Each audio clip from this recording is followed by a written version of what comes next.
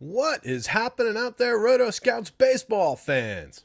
Happy Tuesday, gang. Long time no see. Couple of days out with the family, missing some shows. But it's good to be back. We are back. We're live. Here to talk about the pretty solid looking 10-game Tuesday slate. Not too bad. Looks like we got a good group of people already here hanging out. Cujo's here. Good to see you, Cujo. Aloysius. Kenneth Woodhouse. Aaron Davis. Aaron Davis had a bit of a rough night saying, I believe the San Diego, Colorado hype, 4 runs or something. Yeah, that one not coming through for the Colorado, the Coors Field Chasers of the world. But good news, you got another one to go for tonight. Looks like a good spot on the stacks board, of course. San Diego, basically as usual, the visiting team at Coors Field. Going to be looking pretty good regardless of who you are. They were the top of the board in the stacks tool today, so definitely an interesting spot. Maybe a spot we groom some one-offs from, maybe a spot that we look at for stacking, but look at some of the lower owned guys. We'll see when we get there. Andy Melman's here, Larry C's here. How's everybody doing out there? Good couple days, good weekend. Missed you guys on Monday. Terry, Aaron Judge is overrated, just saying. Ricky, you're wrong. Just saying. Aaron Judge is off to a slowest start of his career, but he's been one of the best players in baseball easily since his career started. American League home run record a couple years ago was 62. Gets on base for his career. We can start the show here.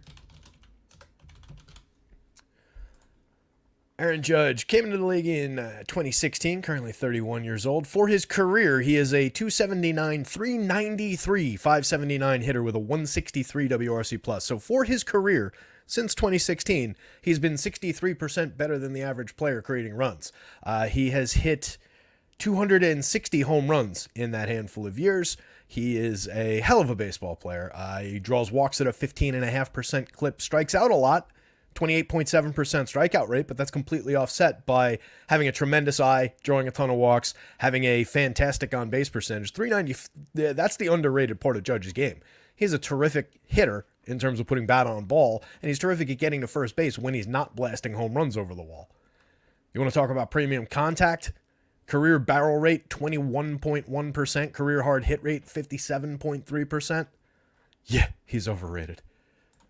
Good start to the show. What's going on? Travis Wyndham's here. Ricky says, okay, I got fact bombed by Terry. I can sleep well tonight. Larry says, it's a 2-hour show now if we're starting off here. I think we're probably going about that long anyway, Larry, to be quite honest with you. Big slate, lot to talk about. Let's pull up the old board here. Travis Wyndham, what's going on, bud? Bob Jones, love you too, pal. Good to see you.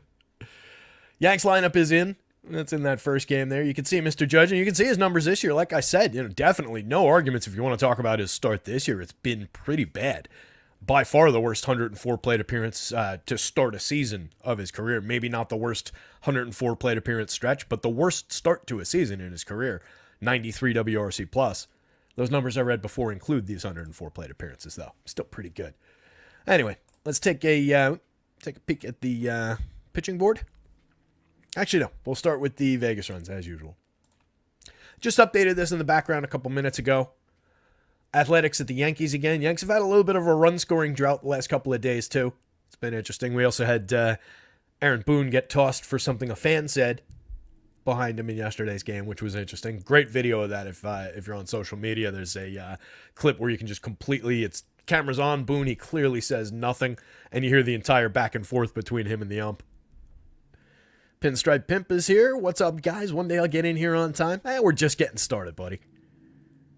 Larry C, I never have the Oakland lineup right on my sheet or close to being right. Yeah, Larry, as you know, I just typically grab these from labs. If I see anything egregious for what they're expecting, I'll change it. But they're all right. It gets the job done. It's certainly a big time saver rather than sitting here and trying to project every lineup. But that's why I have the projected ones. So like these just sit here. So let's say labs disappeared tomorrow. I would at least have this base to work off of for versus righty versus lefty and then the confirm lineups tab. But always some gymnastics with figuring out who's going to be in for, especially for a team like that, where they just kind of swap guys in and out and don't have a lot of just everyday talent, let's say.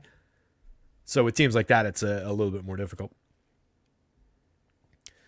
Mighty Saint, thanks for the detailed information. Turned it off a program I pay for to listen to you. Oh, thank you, pal. I appreciate that. Best free content on the planet. Thank you. Appreciate you coming by. All right, so the Athletics at the Yanks, 8-run total there. Yanks still heavily favored. Stroman on the hill. He's been pretty decent, usually pretty good at sapping power. Yanks with a 4.78 implied total to the 3.33 on the other side. Pretty favorable spot for New York in terms of winning the game. There's some decent-looking Yankees hitters in there. Paul Blackburn's not a pushover of a starter, though. Just looks like a better spot for Yankees in general than maybe a incredible stacking opportunity. But it is a pretty decent total. They do obviously have some tremendous hitters in that lineup. So I think you can get to the Yanks. They were third or fourth on the stack board this morning. The Marlins playing the Braves. Max Fried on the hill. Big-time favorites for Atlanta. 5.26 implied total on the board for them. That is the second highest of the day behind the Astros at 5.41. We got both sides of that Astros-Cubbies game pretty hot, heavily projected. Actually ranking up higher than the Padres and the Rockies. Is that right? Did I screw that up? Let me double check that. I just want to make sure that I have that right and I didn't jump a line in when I was inputting these. Yep, 9.5 in the Rockies game and the Cubbies game. 10.5. Yep, I did have it right. Shouldn't have doubted myself. So the highest run total is in Chicago in that one. Favoring the Astros, but it's pretty close on the board and both teams significantly over 5. Definitely a spot we can look to for some stacks. The White Sox, one of the worst teams in baseball, if not the worst lineup in baseball, and one of the worst lineups we've seen in a number of years in baseball, facing Pablo Lopez. Pablo pretty dominantly favored, minus 262 favorites, 4.41 implied total for the Twins, and then just a 2.69 on the other side for the White Sox. You can see what Vegas thinks of this matchup. Pablo looks like a pretty killer option on the mound. I've got him in my placeholder lineup right now. Definitely think there's a lot of reasons to consider using him even at a high price. Blue Jays and the Royals, another fairly close game on the board, 4.43 implied total for the Blue Jays. They're favored slightly on the road in Kansas City, 4.16 implied total for KC. That's with Gausman on the mound for Toronto. The Diamondbacks against the Cards, 4.24 implied total versus a 4.85 for the Cardinals side of that one. I don't know. I kind of like that Arizona lineup in that matchup. So I think maybe not quite enough credit in the implied total, but it's okay enough, and they've been good enough in terms of what we need for DFS that I think we can chase some Arizona lineups there. Mariners at the Rangers, another fairly even spot, 4.62 implied total to a 4.48. The Coors game, Padres obviously getting the bulk of it at 5.24. But a 4.38 implied total for the Rockies side. Rocks are always going to be the lower-owned team in their home games, at least this form of the Rockies. A lot worse than most of the teams that come into town, but they do get the bump from Coors just like other teams do. Decent pitcher going again for San Diego, so there is that factor. Definitely favor the Padres side, but I guess what I'm saying is don't completely rule out playing some Rockies if you're building a ton of lineups. Orioles at the Angels. Orioles heavily favored, 4.82 implied runs. That one feels like it could be a little bit higher. 3.78 on the Angels side. I really like the looks of that Orioles lineup going up against Griff Canning and all his home run issues. And then rounding things out, the Mets and the Giants with just a 7-run total. 3.33 to a 3.75. Not the most appealing game in the world out there. Pitching board-wise, Pablo up at the top. Larry C. saying Pablo's projected like 44% ownership on DK, and that seems low. Yeah, it was pretty high at the place I was looking at for ownership as well. It's totally justified going up against that lineup. We are going to be targeting that team all season long. They're just bad. Unless they find a miracle. Even when Lubob comes back, we're still going to be chasing that one because everybody around him and Eloy Jimenez in that lineup is just bad. So unless they make some dramatic changes, we will be targeting that. And Pablo, one of the top-end DFS pitchers over the last year and change. Looks like a great spot. I also like the looks of Grayson Rodriguez there. 10.8 is a big price tag on FanDuel, a little bit more affordable at 9.6 on DraftKings. All three of Pablo Lopez, Grayson Rodriguez, and Marcus Stroman being in that mid to high nines range makes it a pretty fair board. I have no issues with going to any one of those guys. It's three tremendous matchups up at the top of the board with the White Sox, the Angels, and the Athletics. So any one of those three guys, pick your poison price-wise on DraftKings. It's nice on DK that you get $9,300 Pablo at the top of the board, where Rodriguez is a little bit more expensive and then Stroman's $500 more. I don't really understand that. Stroman, not really a killer strikeout option most nights. Not the best DFS pitcher. Projects out very well today. But any of those top three for whatever price. On FanDuel, you get Stroman a little cheaper than the other two. You do get Grayson higher priced than Pablo. Gausman, 8,400, 8,500. I think we just got to keep rolling those dice, considering where he's priced and what the ceiling looks like, what the talent truly is. Logan Webb against the Mets is an interesting spot in that late night game. Part of the reason that run total's so low. Like Logan Webb a lot. We can succeed with him for DFS. Like him a lot in terms of his talent as a real life pitcher as well. Max Fried has burnt us a couple times, but I think we can go right back to it against Miami, considering the opponent. I think they're one of the ones that got him. I've got the game logs here. We'll take a look. But Max is talented enough to justify the projection, and with that projection at that price against that opponent, it's tempting. Logan Gilbert, very, very good pitcher. Just a tough matchup against Texas. Luis Severino has been pretty good. Decent matchup against San Francisco. So I think from the bargain bin, you could maybe get some Luis Severino. It's tough to pay the price for Gilbert. I don't know that I would go Canning. I left the projection alone. I didn't get in there and put my thumb on it, really. But that's a really tough matchup for a guy who's not really been sharp in several of his outings. I question that one a little bit, but he is in the bargain bin price-wise. And he did have anyway, great strikeout stuff down the stretch last year. So if you're fishing around for a deeply discounted pitcher, you don't want to go to Michael King at Coors Field for $7,000. Maybe you could justify it. I probably would opt for King over Griff Canning, oddly. Even with the Coors Field factor involved there. I just think the matchup, even with Coors in play, is so much better for 200 more from Michael King from that bargain bin. Dane Dunning is on that list too, 6,600. You can see the price on FanDuel. He's at 9,200 on FanDuel. That's an aggressive difference in price. Dunning's a good enough pitcher to get through this scuffling Seattle team, find some strikeouts along the way, keep them off the board. So at 66, I kind of like him from the bargain bin. Matz I don't really like. That's who I was saying. I kind of like the idea of rolling some Arizona against him. Trevor Rogers against Atlanta is kind of a big no. JP France is kind of a big no for me against the Cubbies. Waka, Henry, Blackburn, Fetty gets really unappealing as we go down this list. But we do have a solid group of pitchers like cut line like there basically for at least for DraftKings purposes. So there's a lot to work with and a good variety of prices too.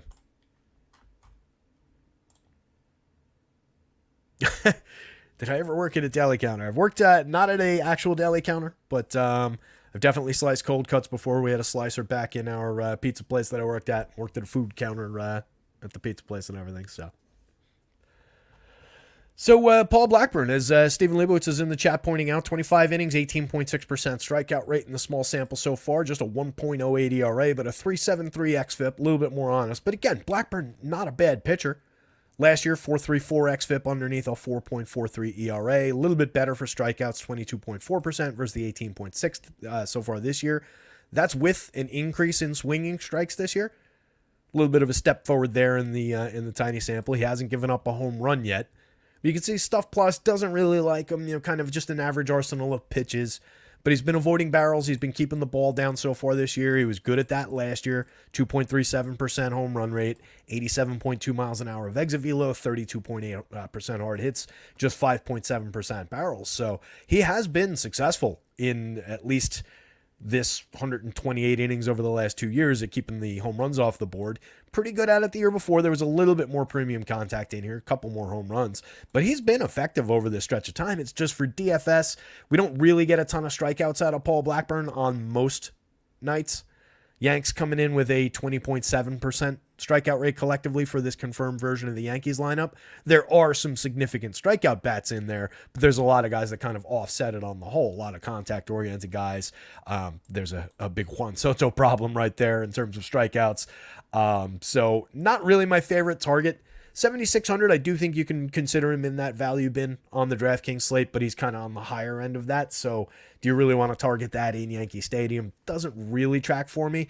And then 9,300, I just don't think he's correctly priced on FanDuel for, you know, it just doesn't make him competitive with most of these other guys. You can see where he lands. And on a good night, Blackburn can definitely outperform those projections. But 9,300, I mean, that price is just in line with some of the guys at the very top of the board. So just doesn't look like a great spot. Larry C. telling us you way too early. No Carroll in the Arizona lineup. I'll try to remember that.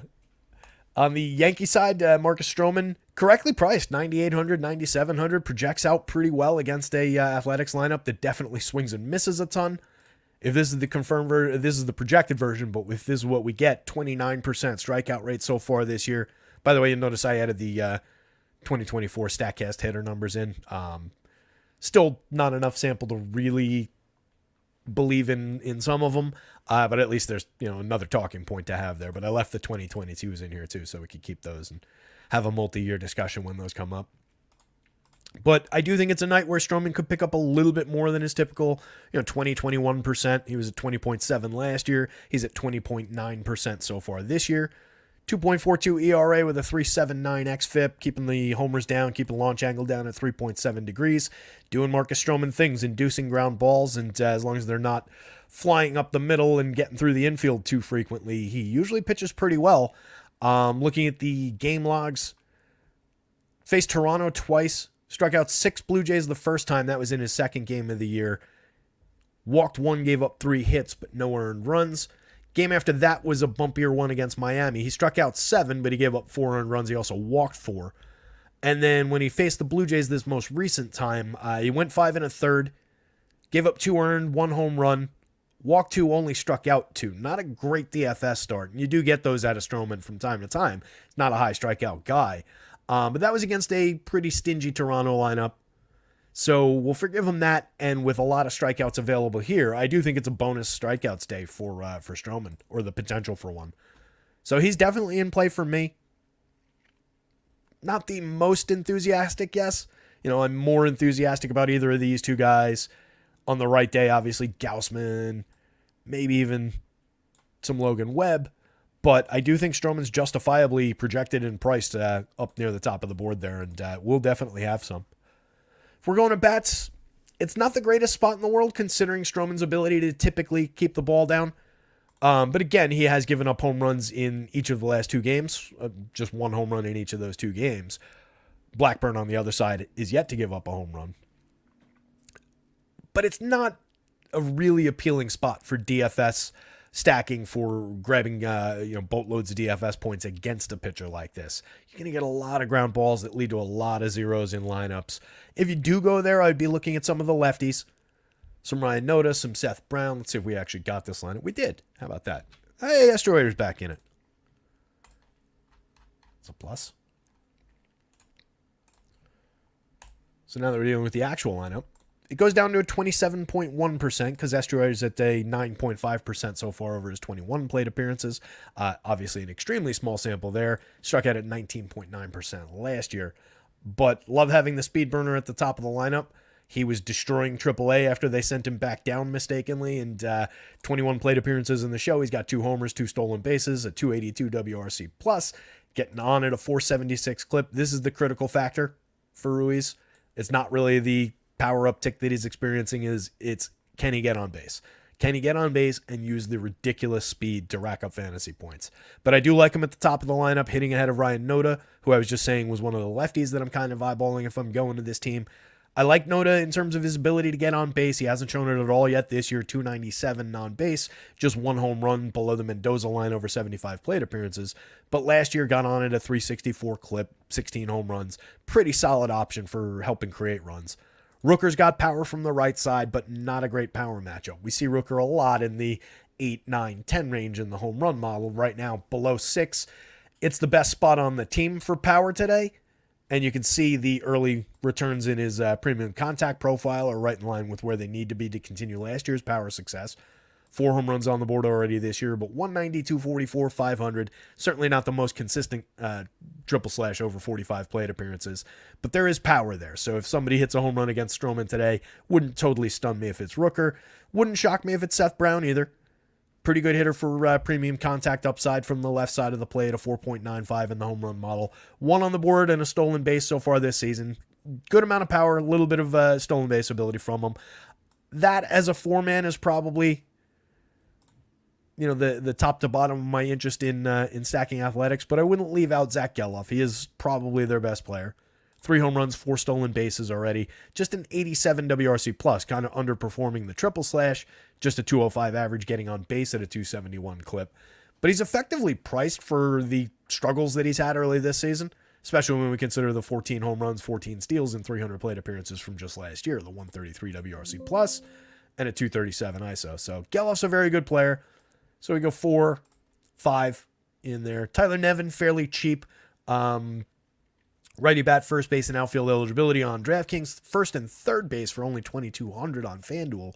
No power yet this season. A .023 ISO is kind of low, but he's created runs 6% better than average in his 50 plate appearances. Langoliers down toward the bottom, another potential home run source from this team. When he makes contact, he makes pretty good contact, especially for a cheap catcher bat. It's just you typically get him down here. And I like to, if I'm one-offing a catcher, I like it to be one of the catchers that hits kind of in this territory. But he's on the board, 4 home runs on the season, 3 of them from 1 game. We had how about the Travis d'Arnaud show the other day? And in a couple games since, too. d'Arnaud's on a roll. But we get those weird backup catcher power surge days where if you've got it, and when Langoliers did it a few days ago or a few weeks ago, he was unowned. When d'Arnaud did it the other day, I don't know how popular he was, but he's never the most popular Braves hitter. So those guys can break a slate from time to time, but there's a lot more reliability in the talented hitters at catcher if you're looking to one-off a catcher. So it's a little give and take in that scenario. On the Yankees side, the killer group up at the top, Anthony Volpe, dipping down a little bit. We were talking about it at my parents' house over the weekend. We were watching a lot of Yankee games. My uncle and aunt are huge Yankee fans, my cousin too. We were just talking about Volpe and like all the improvements that we were talking about over the first couple of weeks of the season that we were hoping were real, with not diving at pitches out of the zone and swinging at junk and trying to hit home runs every day.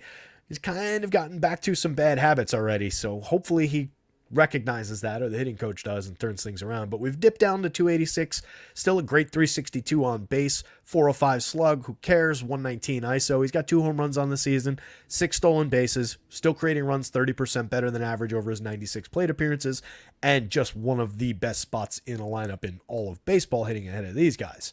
So Volpe's still firmly on the board, 3,100, 4,800 across sites at shortstop. Pretty decent bargain, helps you average down the pricing of some of the others. So does Stanton on the other side of Judge and Soto. So does Rizzo if you're trusting the lefty first baseman there. Soto just out to a tremendous start. 5 home runs, a stolen base, a 230 ISO, creating runs 92% better than average. 322, 439, 552 triple slash. Monstrous premium contact from really all 3 of those guys that I highlighted there. Part of the problem with the Yanks for run creation so far and for is just not getting any premium contact, any power really out of Rizzo and Glaber. Glaber's off to just a really bad start after that great year that he had last year that we've talked about plenty of times that you guys are sick of me talking about, but made major strides in his strikeout rate. For anybody who hasn't seen the show before, Glaber made major strides in the strikeout rate, pushed the walk rate up, hit 25 homers, had a really good year. But even with the bad start, you take the discount, 2,700, 4,100, pretty effectively priced if you're building Yankee stacks. Same thing with Rizzo. I'm more concerned about Rizzo. I think Glaber's just 98 wonky plate appearances. Rizzo could still have something going on from the concussion. Started out saying that wasn't the case, and now I'm kind of leaning maybe it is, because everything is just continued to not really look like Anthony Rizzo up there. So a little concerned about that one, but he's in play. If you're stacking Yankees, you can definitely build him in, and he's very cheap for his history as a hitter. Alex Verdugo at the bottom, a lot of contact, scoring some runs. 256, 359, 410, creating runs 30% better than average. He's got a stolen base, couple of home runs, another lefty bat to work in there, and a low strikeout, high contact lefty bat. So not bad. Ozzie Cabrera never stops hitting. 290, 324, 478, creating runs 33% better than average. As I continue to believe, none of this is actually real, but if he keeps on doing it for long enough, we're going to have to start talking about how it's real. Still only 3,700 on DraftKings. FanDuel's got him up at 3,000. I don't love having him at third. Maybe I take him at outfield if I'm using him from down here. But it's probably a little bit more skippable for me down at the bottom of the lineup here. Austin Wells, I like the player, but has not gotten anything going so far this season. 43 plate appearances, .091, 256, .091, and a 23 WRC+, which is not good. So, Stroman, yes, but consider the DFS-related upside for the money. But if you can offset that with low ownership, you're probably fine. Yankee stacks, definitely a yes. A lot of decent home run options. Although I will point out, part of the talent of Blackburn, like we looked at, limiting hard hits, limiting premium contact, keeping the ball in the yard. Only Judge is above the magic number for home run upside. Typically 3 or 4 of these guys can get there against average pitchers. So it does maybe temper the enthusiasm about the Yanks stack a little bit, and so do some of their recent struggles. But I think they're playable here. Certainly more playable than the Athletics on the other side. A's are very, very cheap, so they are on the discount board. If Stroman's giving up some base hits today, maybe they just station to station stack runs up in sequence against him. But definitely a very low priority stack, if anything. And then Blackburn on DraftKings, I do think you can have him in that pool. 7,600 is an effective price. 9,300 on FanDuel. I wouldn't touch it. Doesn't really look great to me. And that, Larry, is why we're going to have a 2-hour show, because that was, 20 minutes on one game?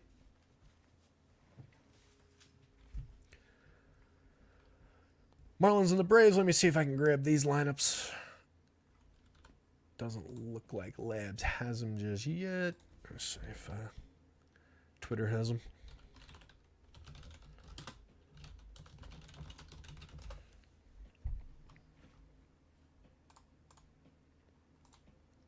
Nope, I don't think so. All right. Well, we know the Braves are going to be roughly like this. And the Marlins on the other side, fairly consistently around that kind of a lineup. Max Fried. Let's talk Max Fried. 7.71 ERA. A much better, but still bumpy 4.38 xFIP. Just a 15% strikeout rate. 11.3% walks. It's been a rough start for Max. Just struck out 2 against the fairly low strikeout Astros in his most recent start. Walked 4 in that one. Gave up 3 earned on a home run, 7 hits. Went 6 1/3 against this very Miami team 2 starts ago on the 12th at Miami. 6 1/3, just gave up 1 earned. Struck out 4, walked 1. Not a tremendous DFS start, but you get the quality start bonus out of it. I think they won that game. Yeah, they won that game. He got a win out of it. So you get to the bonuses. You do typically get depth from Fried. Against Arizona, he gave up 7 earned. That was the tragic start of the season that kind of ruined all these numbers. 10 hits, 5 strikeouts in that one. It was a strikeout high, but it was also by far the earned run high. Just 3 runs allowed in 2/3 of an inning in the first start, so that also messed with the ERA number there. 1 strikeout in that one. Gave up 3 earned on 2 hits to 7 total hitters. Walked 3, struck out 1 in that one. So it hasn't been great for Max, but if he's, the line does kind of look like a pitcher pulling things together a little bit. So if that's believable, the fact that it is a lower end Marlins team overall on this side, that we have a lot of good track record with Max Fried as well. Last year, 77 2/3, he had a 25.7% strikeout rate, 2.55 ERA, a 3.10 xFIP, didn't really walk anybody, never really gives up much premium contact or much power. Year before that, 185 1/3 innings, 23.2% strikeouts. So I do think it's a pretty believable spot for Max Fried to come out and succeed. Even if he just does what he did against this team the last time around, just kind of keeping the scoring down, strike out a handful. If you can find the quality start, then you're probably in business on FanDuel for just $8,300 at $8,000 on DraftKings. I think the price is right to roll the dice with him as an SP1, a low-cost SP1. I think it's also low enough that you can consider building him in with some of those other guys since they're only in the 9,000s. They don't have the top-end starters in the 10s. Trevor Rogers doesn't really project out all that well. 5 2/3 in his last start, gave up just 1 earned run. 2 earned runs in each of the 2 starts before that against Atlanta and at St. Louis. Went 5 in both of those. Also went 5 in the first one. So it seems to be, since he pitched in the 6th inning, we'll give him a little bit of believability to maybe work into the 6th or maybe even through the 6th. It's just this Braves lineup on the other side that he's facing. 3.92 ERA, 3.52 xFIP for the season. Stuff Plus doesn't really like him. Hasn't gotten knocked for a home run yet, including in a start against this Braves team. That was the one he struck out 5, walked 1, gave up 2 earned on 8 hits, but no homers. Giving up just a 3.1% barrel rate so far, not much exit velo, a little bit more hard hits, but keeping the ball down, 9-degree average launch angle. Last year's just an 18-inning sample 2 seasons ago. Also pretty decent for premium contact, just 7.5% barrels, a little bit more of a launch angle, but good in terms of the exit velo, the hard hits. 3.14% home run rate, struck out at 22% at a 22% clip. So this is basically in line with who Rogers probably is in the long term, but I would just so much rather either leave him on the table or just target him with some Braves bats. You do see, though, impact from his ability to keep the ball down with this Braves team, too. Nobody even approaching 10 really in the magic number in the home run model, rather, for upside. So maybe it's one where he limits these guys a little bit. They still rank out great for projections. They can still, knock the ball around, collect up a bunch of doubles, even if nobody's homering. This team certainly knows how to score runs. You've got Marcell Ozuna already up to 9 home runs on the season, a 361 ISO, which is a monster season so far from Ozuna. 194 WRC plus. He costs a full $4,300 now on FanDuel. DraftKings is gradually dragging that price up. He's up to 54. It took a while for them to even get him above 5. You've got Orlando Arcia up toward the top of the lineup, if this is the lineup. Oh, Larry's got it. Acuna, Arcia, Riley, Olsen, Ozuna, d'Arnaud, Duvall, Harris, and Fletcher. I think that's exactly what we got here. So you continue to get Arcia in that Albie spot in the lineup. He's been good, 338, 369, 494. He hit his first home run of the season, 156 ISO. We're not looking for him for a ton of power from him. Not a premium power bat, but he did hit a upper teens home runs, 16, 17 last year in that season where all the Braves were hitting about 20 home runs or much more. So I like Arcia there as an option to help bring down the cost of the guys around him. Austin Riley, Matt Olson, just 2 premier power hitters on either corner in the infield. You know what to do with those guys. Just fire away if you're going to the Braves. Ronald Acuna continues to be one of the best players in baseball.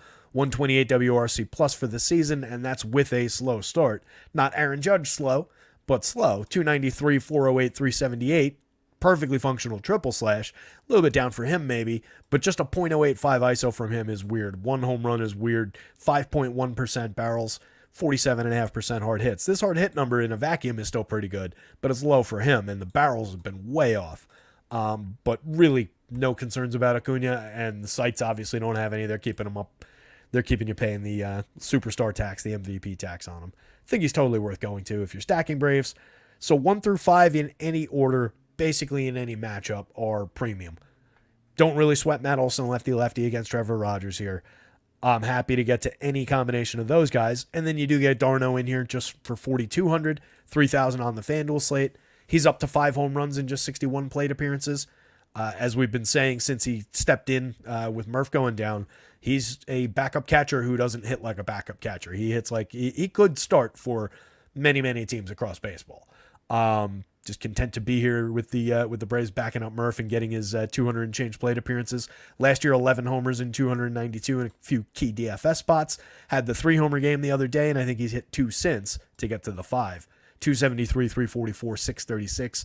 Killer ISO in the small sample. Adam Duvall, I like the home run upside. Premium right-handed power bat. Going back a ways. Bad start to the season. He's got 1 home run on the board, but just a 121 ISO. It's only 40 plate appearances, though. Duvall hit 21 homers in 353 plate appearances last year.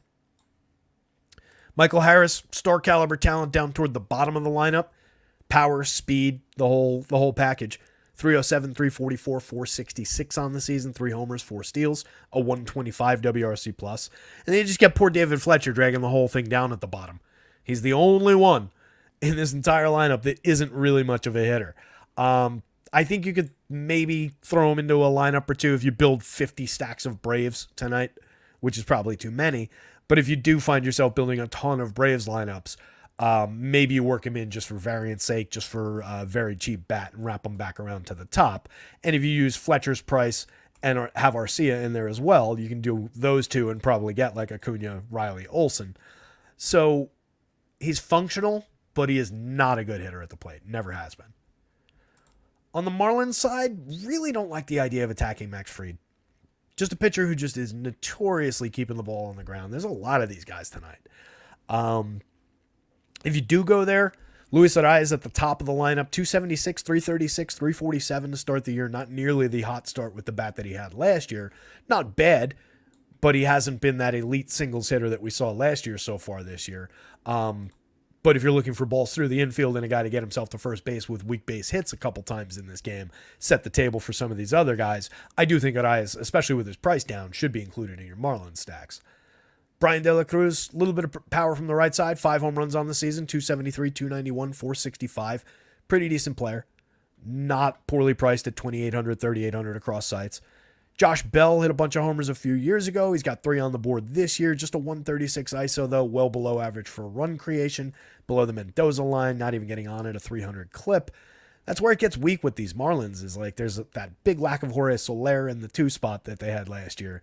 And then with some of these guys not hitting their stride yet, some of these guys being a little bit maybe past their primes, or just never really reached their peaks that they were supposed to. Avi Garcia and maybe Timmy Anderson are the guys in the past their prime sense.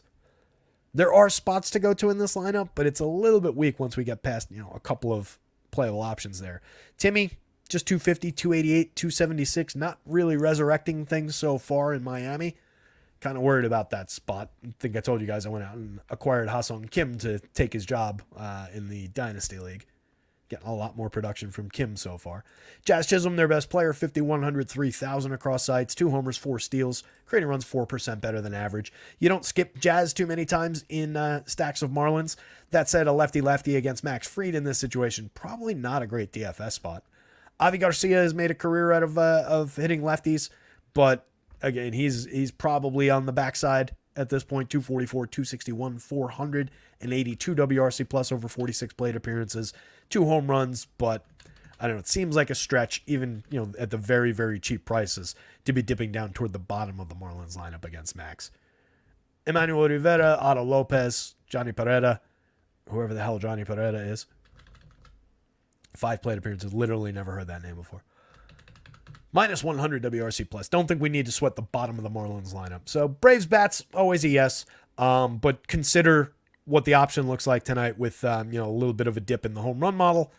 Very high prices for some of these guys still going up against Rogers, who is a decent enough pitcher, despite him not really projecting out like an option. Maybe it's a bit of a limiter on the Braves. But you can only ever push the Braves down so far. So I think they're perfectly in play. I do think Fried is playable with the low prices, 8,300, 8,000. Is any struggles in terms of strikeouts, too many walks and all of that, and the ugly ERA, all of that is baked into the price.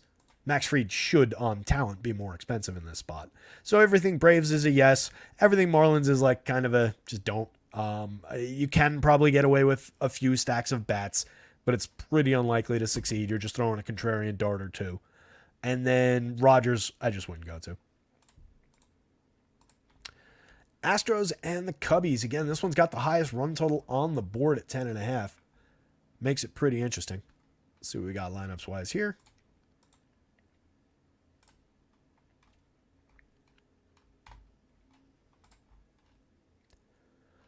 How'd this game go? Oh, there it is. Still no lineups up on Labs. I'm not going to worry about typing them in and boring everybody. I will jump into the chat, though, and see what you guys are talking about. Larry says Miami looked like they could have been good a few years ago, then they decided not to spend. Yeah, that's always the Miami thing, that's they have those weird years where there's talent comes together and they maybe spend and contend a little bit, and then they just tear it all down and get rid of it, They also had the issues with, I forget her name. Was it Kim Ing? Something like that. The woman GM that Jeter hired had a very successful season, was potentially set up, and they went away from her, and then Jeter didn't like that, and he got out of there. But Kim Ing, thanks, Larry.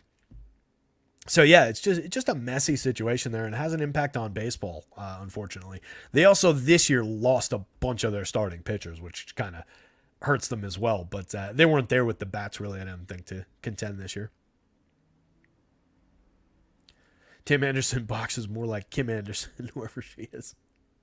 I don't think Acuna is getting booed in Atlanta. Yeah, I can't imagine Acuna getting really booed in Atlanta. Yeah, Trav, like we were looking at Estuary. If anybody's going to screw up Marcus Stroman's day, it could be Estuary just beating out some ground ball infield base hits. I'm not sure where Kim Ing is now. It's a nice short name to type in. An American executive in Major League Baseball, former GM of the...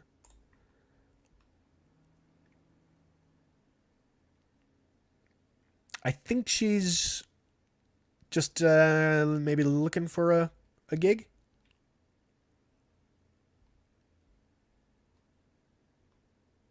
Yeah, I don't know if she's got a job with the league or what. Might be taking a gap year, as they say. And yeah, I do realize that technically she turned down her option to leave the team.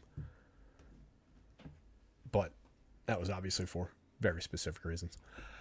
Anywho, Jordan Wicks, JP France. Look pretty rough here.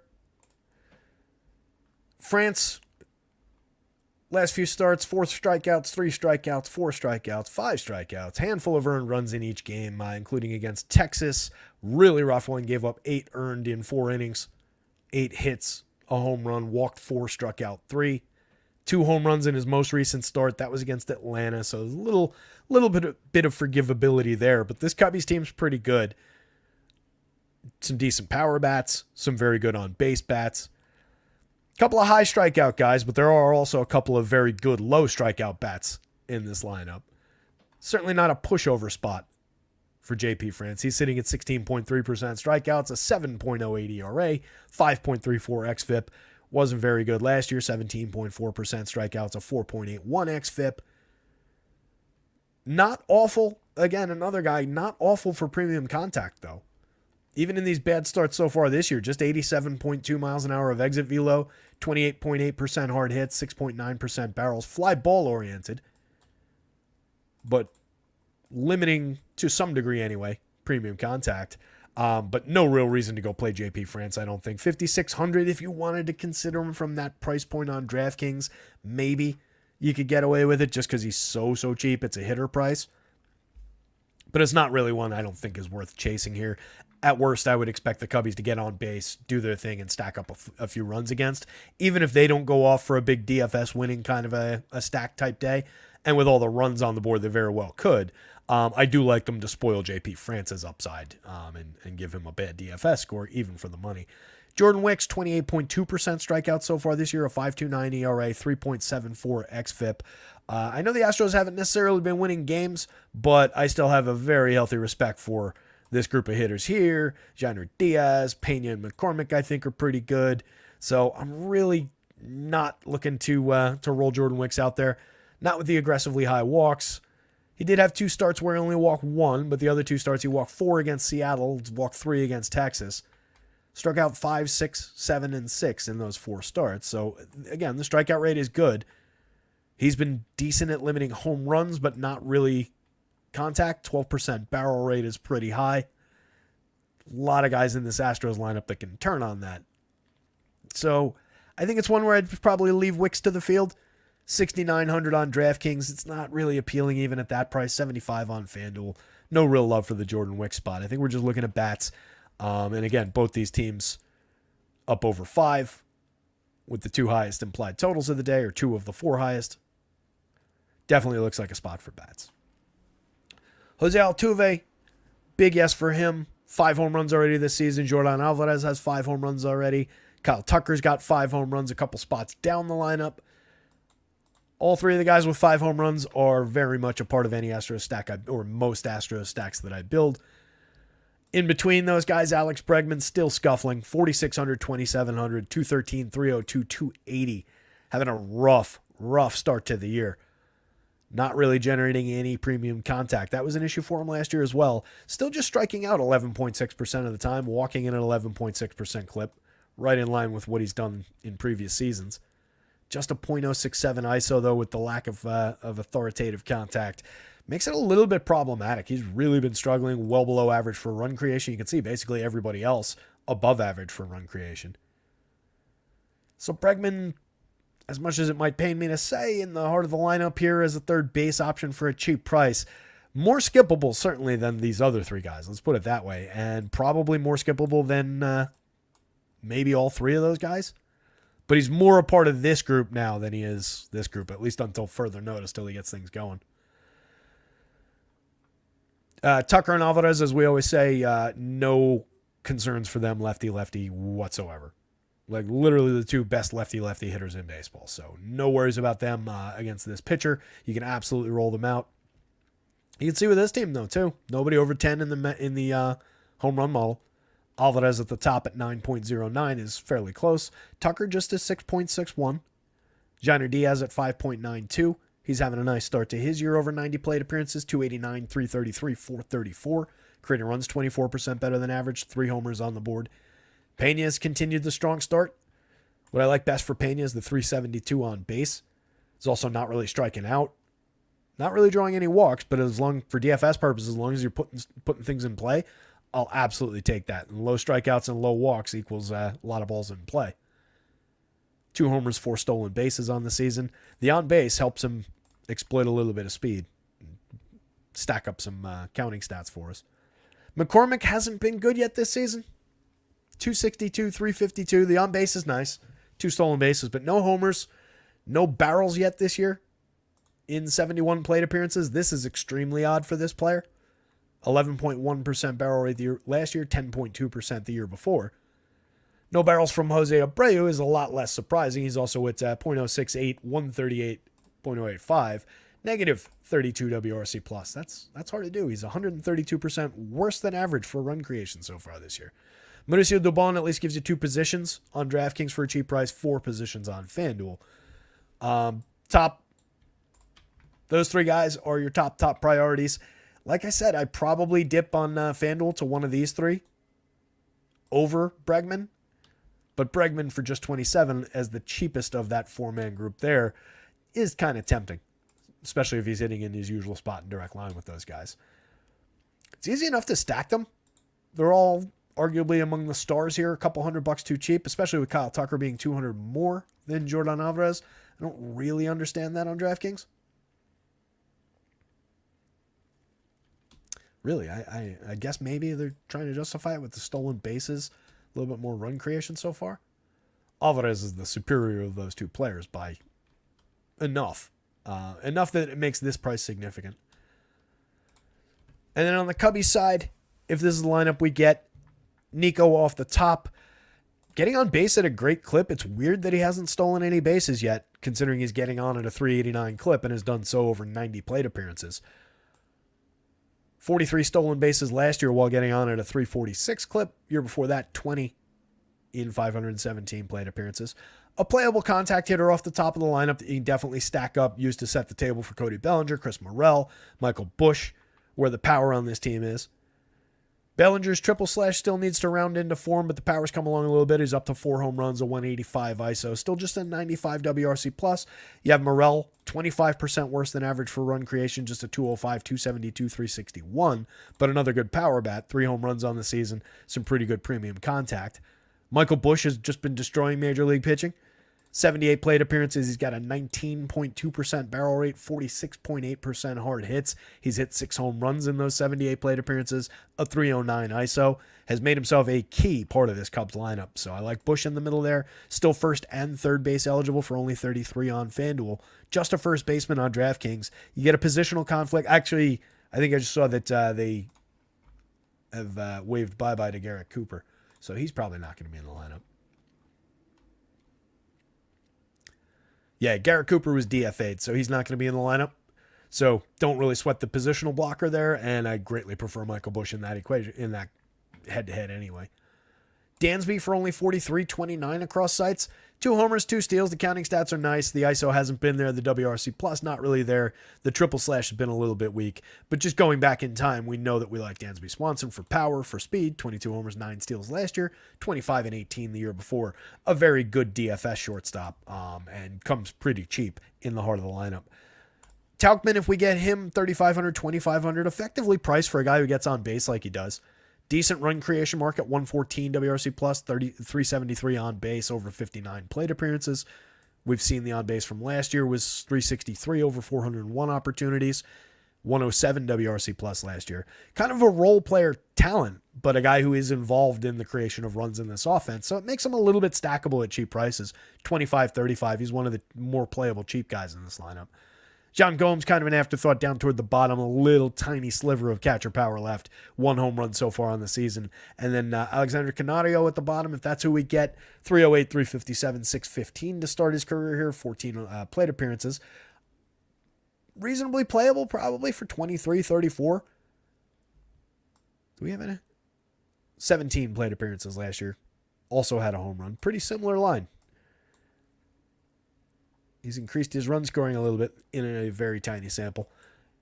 Given what he's done in the 2 combined sets of small sample plate appearances, it might be playable from the bottom of the lineup, but the true quality is up this way. So bats on both sides. Astros bats, big yes. Cubbies bats, probably a less enthusiastic yes, but they're very, very firmly on the board with that meaty run total above 5.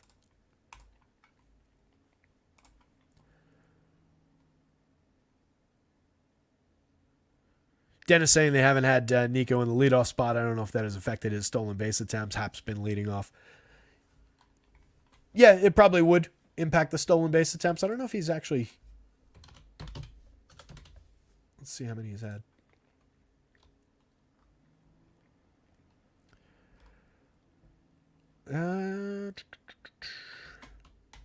He's been caught twice. So he has gone... He's gone twice, but got caught both times. So, yeah, the spot in the lineup could certainly have something to do with it. But you just figure a guy like that, that's kind of a key part of his game, getting on base. Anyway, White Sox and Twins, both lineups have been confirmed for a while. In this one, Pablo, we talked about it at the top of the show, projects out like a monster today. 9,300 on DraftKings is just too cheap, especially with some guys priced more than him in less competitive spots, or more competitive spots, rather. 10-2, perfectly happy to pay it on the FanDuel slate. He's just going up against the worst lineup in baseball. This is such a gettable lineup. Nicky Lopez, Danny Mendick, Gavin Sheets is probably their best hitter so far this year. Second best talent in the lineup behind Eloy Jimenez, who really hasn't gotten much going over 37 plate appearances. Took another injury, missed a couple of weeks. Back in the lineup now, which is 176, 243, 265, 49 WRC plus with 1 home run. They've got a total of 7 home runs in this entire lineup. So Marcelo Ozuna on his own has 2 more home runs than this entire White Sox lineup does. It's pretty bad. Andrew Vaughn, just 158, 247, 197. That's the other thing. They're not hitting home runs, but it's not because they're like the Guardians where it's a bunch of contact-oriented station-to-station guys. Average batting average for this group, 216. And that's with a 500 in there over 4 plate appearances. Let me leave that one out. I bet we're below the Mendoza line. 180 if we leave out the 4 plate appearances from Danny Mendick. Average on base from that same group, 253. It's tragic what is being done to the Chicago White Sox. Average run creation mark is 45% worse than average for creating runs. They'll be super, super, super contrarian with the weight of the world going to Pablo Lopez. But it's just one of those spots where it's like you're being contrarian, but you're being stupidly contrarian. And I would say that come back if they score like 12 runs tonight, and I'll tell you that again, that it was a stupid stack to have made. Just in this spot going up against a pitcher like Pablo, it just doesn't look good. Yes, they'll be low owned. Yes, they're cheap. but sometimes there are other factors in play. 3.97 ERA, a 3.18 xFIP for Pablo. Doesn't really walk anybody. 25.8% strikeouts, 14.8% swinging strikes, 30.5% CSW. Last year we were at 14.5 and 30.1, 29.2% strikeout rate. So I like this to continue pushing upward. Above average stuff in our Stuff Plus metrics. Not our Stuff Plus metrics, but the Stuff Plus metrics. That's across the full arsenal again, just looking at the quality of the actual pitches that are thrown. He's given up a little bit of premium contact, a little bit of power, but I am totally unconcerned about Pablo. So definitely think you fire away with him here. Fede against the Twins. There are a lot of strikeouts available in this Twins lineup. 26.3% strikeout rate for the confirmed lineup so far this year, 25.7% last year. He's been at 21.4%. He's just a little bit above average stuff. We're probably round that down if we had to. He's given up some home runs in his return to the show. Was in the KBO last year and won the equivalent of the Cy Young. But coming back over here, had a little bit of maybe Fede figured something out kind of buzz. Just a 6.7% swinging strike rate, 21.4% strikeouts, and 10.1% walks, 25.5 on the CSW. Doesn't really look like he figured anything out. I do think he could be successful here, but I really don't think we try and find out for these prices. He's not effectively discounted enough on DraftKings. The Twins, again, there are strikeouts there. There are also some pretty decent home run hitters in this lineup from time to time. It's not a great lineup, but doesn't really scream Eric Fede opportunity to me. If we're stacking Twins, we're looking at Alex Kirilloff out of the top spot. You can see some of these guys do have some pretty playable, decent-looking marks on kind of a light power day. So I think there could be some justification. You also get 4 lefties to lead off, followed by Willie Castro, who's a switch hitter, Carlos Santana, who's a switch hitter, and then 3 righties in that lineup. But decent amount of pop from the left side of the plate going up against Fede here. Trying to think if I'm talking to myself into a twin stack as I'm saying this. They're at worst playable. They're also very cheap. You also get some interesting positional flex on a Willie Castro, on a Kyle Farmer for only $2,100. Both of those guys are multi-position eligible on DraftKings. Kirilloff also multi-position eligible. They're not uninteresting. What was the run total? 4.41. Definitely on the board. Wouldn't shock me if the Twins succeeded. And we see some red in the conditional formatting and some orange here, but keep in mind, whenever we see it like this, you got to actually look at what the prices are because it's relative to what's on the screen here. So that's why, against these cheapo White Sox prices, this $4,400 for Byron Buxton looks very expensive in the formatting, but it's actually very, very cheap on DraftKings. $2,700 on FanDuel. That said, Byron Buxton, 0 home runs, 0 steals over 73 plate appearances, 66 WRC plus. Not a great start for Byron Buxton. Max Kepler, no home runs yet, a .042 ISO, a -7 WRC plus. It's over only 25 plate appearances. We know Kepler has good lefty pop. Hit 24 home runs in 491 plate appearances last year. Only 3,900, 2,500. Very effectively priced. Trevor Larnach, 2,800, 2,600. Another pretty effectively priced player. Over just 20 plate appearances for him. 313, 400, 563, a 250 ISO. 1 home run. Pretty decent premium contact over the last 2 years in limited samples. Edward Julian, a playable part. Decent barrel rates, decent hard hit rates. Actually pretty aggressively good ones. 13.1, 44.9% barrels and hard hits last year. Basically back to that exact same production so far this year. He's got 5 home runs to lead the team, a stolen base, 123 WRC plus. Kirilloff, been probably their best medium sample in the, one of their guys who's made the most plate appearances and had the most success at the plate, in the longer way to say that. 277, 333, 492 over 72 plate appearances. Decent hitter, 215 ISO, 1 home run. Pretty okay premium contact. So it's about some of those lefties. I wouldn't be that reluctant to, even with the struggles, roll Byron Buxton into twin stacks. He is their nominal star. And then I like Willie Castro and what he does on the base paths for cheap with the multi-position eligibility. I like Kyle Farmer and those mid-teens home runs he's hit over the last couple of years with multi-position eligibility for very cheap prices. He's been really bad out of the gate, though. 2 stolen bases, a 12 WRC plus, no home runs, .079, 239, 105. He is, actually, I'm just remembering, he is currently sitting in my placeholder lineup, though, at 2,100. So, Pablo, big yes. White Sox bats, big no. Twins bats are kind of interesting in this spot against Fede. I do think there's upside here. I think there's a little bit of power showing through for very, very cheap prices. One of those stacks that could very easily disappoint, though. So just know the team that you're buying into with that. On the White Sox side, it's a pretty strong no, I think, for me, for Eric Fede. I just don't really see the upside. He could find a decent strikeout total, but I don't like him to get through the game clean. So I think we give back a lot of those strikeout points with runs. So it's probably a no on Fede. But my favorite pitcher of the slate, definitely in that game with Lopez. Gausman against the Royals. Let's see if we got these. It looks like we've got KC.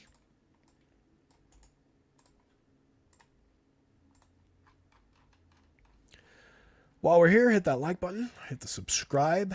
Helps us out tremendously. If you look at the description below the video here, there's a mention of our pals over at acemine.io. That is our Sims partner, our optimizer partner.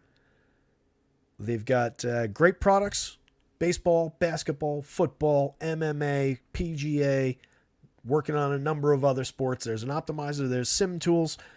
You go over there right now, plug in acemine.io in your browser there in a different tab. We don't want you navigating away from the lovely sounds of my voice, but in a different tab. Pull it up right now. You can check it out for free from those guys for 3 days. After you've used up your free trial and you decide you need this product, you need to keep on using it, you decide to subscribe, pop rotoscouts in there as a promo code, all caps, rotoscouts, gets you 20% off your first month over there. Helps us out a little bit. One other thing I'm going to ask. I'm going to try to wrangle the power of the rotoscouts fan base, all 50-something of you watching. I told you guys I was with the family. My aunt's brother passed away. So this would be the person I'm about to tell you about would be the same relationship with him. But the way I have it is there's a person on American Idol, and I am not an American Idol person, and I have not cast any votes yet. But she's a extended member of the family. As I have it, she is my aunt's nephew's wife's niece. I am your father's brother's uncle's cousin's former roommate. But my aunt's nephew's wife's niece is on American Idol, and she's apparently in the top 10. Her name is Emmy Russell. So if you guys watch American Idol, or if your spouses or significant others or kids or whatever do, and they feel like voting, go vote for Emmy Russell. Show the power of the Roto Scouts team. Promised my aunt I would mention. Moving on, Kevin Gausman, Michael Wacha. Gausman, we had our concerns. Last time out, 5 innings, faced 21 hitters against the Yanks. Pretty decent game. 6 strikeouts, 3 walks. Gave up 1 earned, but only 4 hits. Looked the most like Kevin Gausman that I think we've seen so far this year. Had a really bumpy start against the Yanks. 2 before that, just an inning and a third. Then had a bad one against Colorado. Not in Colorado, in Toronto. 3 2/3 in that one. Gave up 10 hits, 6 earned, struck out 4, walked 0. So still not a ton of faith that Gausman's totally turned it around and gotten his season going. But everything in those struggles is baked into the $8,400, $8,500 price. This is a more talented pitcher than those prices. So if you want it, it's there for you. There is value baked in. He's projecting out pretty well against the Royals. Royals are a very low strikeout bunch overall, though. So I do think it's a little bit of a tester start for Kevin Gausman. See whether the turn is really happening. He's given up a ton of premium contact. He's given up some homers so far this year. 8.16 ERA, but a 3.91 xFIP, a lot more in line with what we're looking for. Strikeout numbers have been down, but swinging strikes are at 13%, so not bad, not far off at all the numbers from last year. 13% swinging and 29.1% CSW so far this year. Last year, 12.9 and 29.6. So we see that these are pretty much closed in on each other. There's just a 8% gap in what he's managed to polish off in the strikeout rate so far. So I like this to climb back into, maybe this kind of a territory. Maybe it finishes at 28-29 for the year instead of 31.1. Dominant year here. Very good year the year before that. This one, we might be looking back toward like that territory. But you can see, even in that year, 15-5 and 29-8 swinging and CSW. So I do believe that we'll get the Kevin Gausman that we can utilize. It's just the matchup. A lot of, again, low strikeout options here. Vinny Pasquantino, one of the better bat-on-ball options in the league. 10.1% strikeouts so far this year, 11.9% last year. 267, 371, 493, turning it into a little bit of power so far this year. Not a ton of barrels, but the hard hits were there each of the past few seasons for Pasquantino, so that's why we've talked about him. With this much bat on ball, given the low strikeout rate, and that much hard hit, you'd like that to turn into a little bit more lefty power. 4 home runs in 89 plate appearances, 227 ISO, showing us a little bit this year. Still just 4,800, 3,100. Don't mind Vinny if I'm rostering Royals, and I do think they're playable, especially considering that they're not all that expensive outside of Bobby Witt. So, especially if you're planning on rostering some Gaussman, this is an ideal spot to probably grab some hedge stacks. Grab Vinny, Bobby Witt, Sal, MJ. No Nelson Velasquez in the lineup today, but you do have a pretty decent run of quality right through there.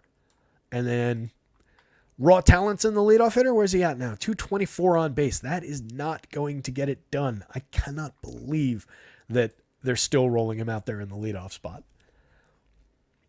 There's something that they love about Michael Garcia there. 4 home runs, 4 stolen bases is certainly part of it. He's been effective, but we're creating runs at a 38% worse than average clip. We're getting on at a 224 clip, and we're well below the Mendoza line as a leadoff hitter. Maybe Michael Garcia is more of a 6 hitter. Maybe. Just a hunch. Bobby Witt's a superstar, 6,300, 3,700 at shortstop, 298, 347, 564, 266 ISO, a 157 WRC plus, 4 homers, 4 steals. Perez, 6 home runs on the season already. Even that's with missing a game or two in there. Took a bump the other day and was out for a day or two. 256 ISO, 84% better than average for run creation over 90 plate appearances. Sal Perez back to doing Sal Perez things. Love it. MJ has 4 home runs already on the season. 232, 312, 478. We're going to have dips with the triple slash to deal with MJ. Strikes out at a 23.4% clip this year, was 28.2% last year. But double-digit walk rate, keeps himself involved in getting on base. And we love the lefty premium contact from MJ for a good price. Adam Frazier, Dayron Blanco make it a little bit difficult in the 6 and 7 spots. I think I'd rather have Michael Massey hitting here. Somebody just mentioned him in the chat. Travis mentioned him.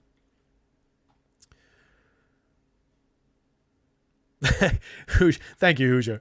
Hoosier says it's rare that one can just casually slip in a Spaceballs quote. Well played. Yeah, that was a layup. I made the same joke at home over the weekend. Andy Goemi, thank you, buddy. Fanatic, I will let my grandma know. She's been the only one I know that watches American Idol. Works for me. We'll take grandma's vote. The Demon Nat, I don't watch American Idol, but we'll definitely vote. Appreciate that, buddy. See you, Kath. We did it. Blue Jays side of things going up against Waka. Waka's been all right. 3.75 ERA, a 3.65 xFIP, kind of right in line with what he's doing on the surface is what you're getting from Michael Waka. And that's pretty much the case over time. He's an okay strikeout pitcher, 22.6% this year, 22.4% in a larger sample last year, 20.2% the year before. And again, 3.32 ERA with a 3.99 xFIP, 3.22 ERA. This one was a little bit further off, 4.47 xFIP. Stuff Plus doesn't really love the arsenal, but he's effective enough with it. 6.1% barrel so far this year, just 33.3% hard hits and 86.2 miles an hour of exit velo. Last year, those marks weren't far off. 2.71% home runs. Not impossible to homer against Waka, certainly, but also not easy. I think he's loosely in play. If it was a better strikeout matchup, I would be maybe considering some Waka at the 82 on DraftKings. At 87 on FanDuel, a little bit more difficult to justify. And he's just capped a little bit in the strikeout projection by a lot of the top end of this Blue Jays lineup being so good at avoiding the strikeout. 21.3% for the full lineup. That's with Kevin Biggio driving it up at 33.8. You've also got Varsho and Davis Schneider in there. You've got Kevin Kiermaier striking out a ton at the bottom.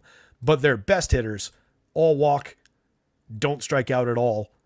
So I just think this group, the ones he'll see the most, a little bit problematic for Waka's ceiling potential.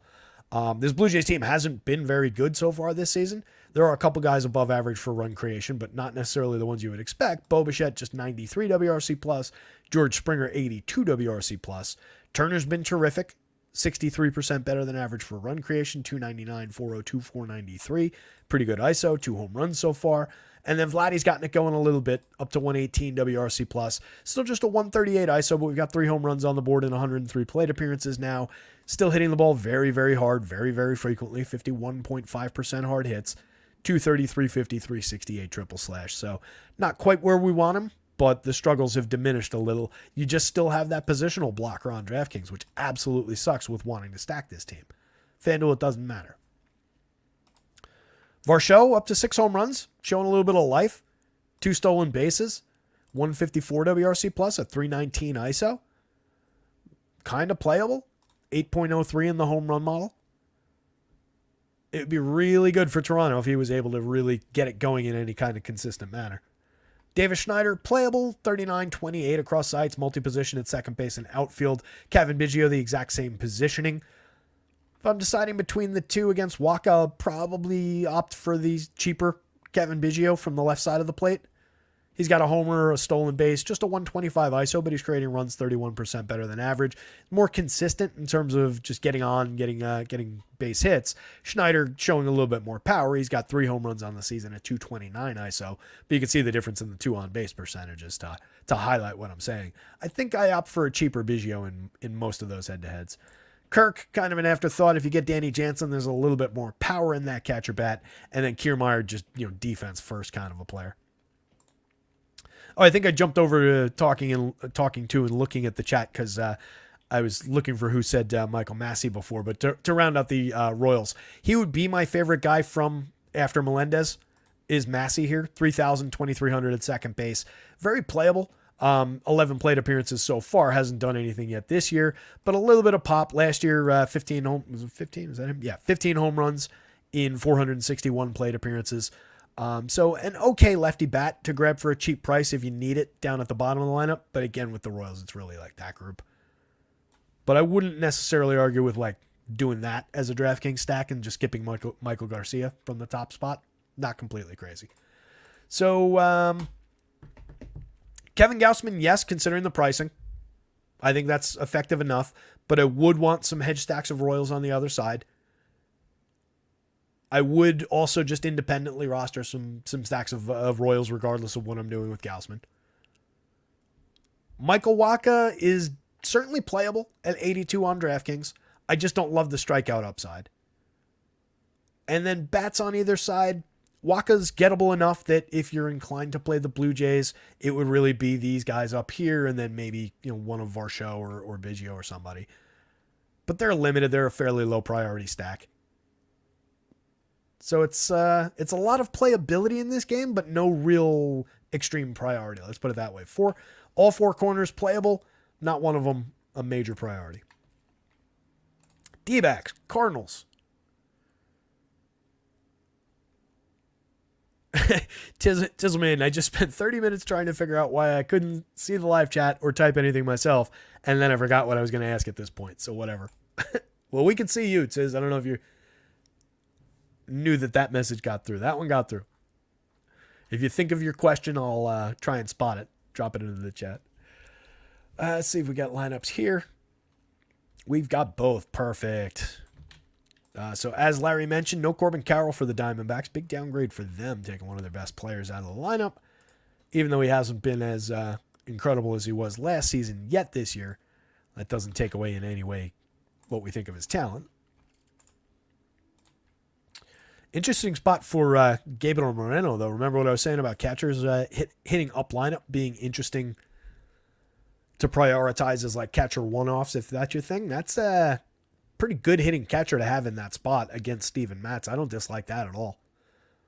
So it's a downgrade, but they replaced him with an interesting hitter. He's very effectively priced. If you wanted to just go 5 straight down the line on DraftKings, that becomes a $4,780, so call it $4,800 average. But you're getting Marte, Luis Gurriel, Christian Walker, and Eugenio Suarez along with Moreno there. That's not a bad 5-man off the top against Matz. Matz in 20 innings, 4 starts, 13.8% strikeouts, a 3.60 ERA, 4.46 xFIP, perfectly fine. Has been limiting premium contact, limiting barrels. So if he's keeping the ball in the yard like he is historically somewhat able to do, does diminish the power upside for the Diamondbacks. This is true for like all of these games. It's a little bit more limited for power today. But it doesn't lead me to Steven Matz, and it doesn't make me not want to target him because he gives up plenty of on base. He gives up plenty of base hits. He doesn't really have great strikeout stuff. 10.7% swinging last year amounted to a 21.8% strikeout rate. Small sample the year before, he was at 26.1, and he can break off a good strikeout game here and there and a good DFS game overall. He was once upon a time a highly regarded young pitcher, and now he's just a never really arrived kind of, I imagine he's in his 30s at this point. I'm going to say Steven Matz is exactly 30. Wow, he's older than I thought. 32 years, 10 months, and 25 days. So we're even further in the back end with Steven Matz at this point. So I think we're taking some of these Diamondbacks. Love Ketel Marte out of the top spot. Over 111 plate appearances, 330, 378, 557, a 227 ISO, 5 homers, a stolen base. One of the top second basemen in all of baseball. While Ozzie Albies is out, he might be the best second baseman in baseball. Moreno, already on record, like it. Would play it on FanDuel where we don't need catchers. 2,600, just get the effective price in there. That 4-man off the top is just a $3,400 average now. Not bad. If you wanted to, let's say, skip Lourdes Gurriel, take Walker, and then put Eugenio in there, it becomes a $3,200 average. Pretty effective. 2 very good right-handed power bats here. Like both options. 5 home runs so far for Gurriel. 3 home runs so far for Christian Walker. Both tremendous with the bat. 284, 340, 484 for Lourdes Gurriel. We've talked about it already, but just looks like he's putting together the prime version of what he's done in, you either get power or you get a good triple slash in a lot of the years we've seen. So far, so good with putting it all together this year. So one to watch for sure. Suarez, just 2 home runs so far this season, a 129 ISO, 99 WRC plus. Hasn't really come through as the premium power bat that we know he is, but it's got his price down, 42, 3,000. If you're stacking this team, I'm not skipping them all that much. Randall Grichuk, a historic overtime, I mean, not historic in the sense that is like, he was historic that day. But going back in time, Randall Grichuk has hit a fair amount of home runs from the right side of the plate. Wouldn't completely write him off, slightly above halfway to the magic number. Pevin Smith in there, 2,700, 2,400, lefty bat, just 5 plate appearances this year. Last year, over 228, had 7 home runs, but was below the Mendoza line, was well below average for run creation, 19% below.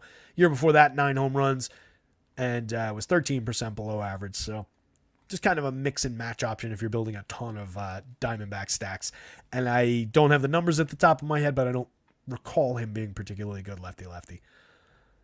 Kevin Newman, Jake McCarthy, kind of afterthoughts at the bottom of the stack as well. But it's at least a 6-man. I do think you can include Grichuk, and it's a fairly enthusiastic 5-man there. Cards against Tommy Henry. Henry so far a 6.87 ERA, but a much cleaner 3.95 xFIP. 4 starts, 18 and a third. I know he got us one of these starts where I was expecting a bigger day. It was that one against the Braves. At Atlanta, he struck out 5, walked 2. He did give up a homer, but only 2 earned runs on 6 hits in 5 innings. So that one he kind of got us. I know I had a good amount of Braves that day. Last game, though, against the Cubbies, 4 and a third. Gave up 9 hits, 5 earned, walked 1, struck out 3. 3 home runs allowed so far on the season. Amounts to a 3.37% home run rate, but that is 1 home run in each of in 3 out of the 4. 1 home run each in 3 out of the 4 games.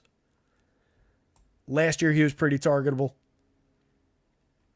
Not great for runs, not great for strikeouts.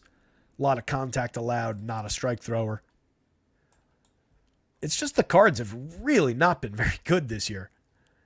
I mentioned the other day, and I haven't looked at the new leaderboard that's developed over the last couple of days, but as of late last week, the Cards that allowed the most quality starts against, it was, I think, 10 in their first 20-some-odd games. But it is a team that I like. I like a lot of these hitters. We talk about the Cards probably too much for what they've done to us over the last couple of years. But I like Brendan Donovan and his cheap multi-position eligibility, especially with 4-position eligibility on FanDuel, 3,100. I like Wilson Contreras. He's another catcher in a premium spot in the lineup, and he's an excellent hitter and proven over time. 286, 408, 476 so far this year, leading the team with a 150 WRC+. He's got 2 home runs, a stolen base. 4,500, 3,100. Would play him as a first baseman on FanDuel, play him as a catcher on DraftKings. Perfectly fine to go to. No real issues with a Contreras at the util and Paul Goldschmidt at first base. The argument so far this year is, should you just use Contreras over Paul Goldschmidt? Because Goldie's just been bad so far this year. Hate to say it because I really like the hitter, but 195, 298, 268, a .073 ISO, 67 WRC plus with 2 home runs over 96 plate appearances. It's a nothing sample. It's an irrelevant sample, and he could finish having a great year.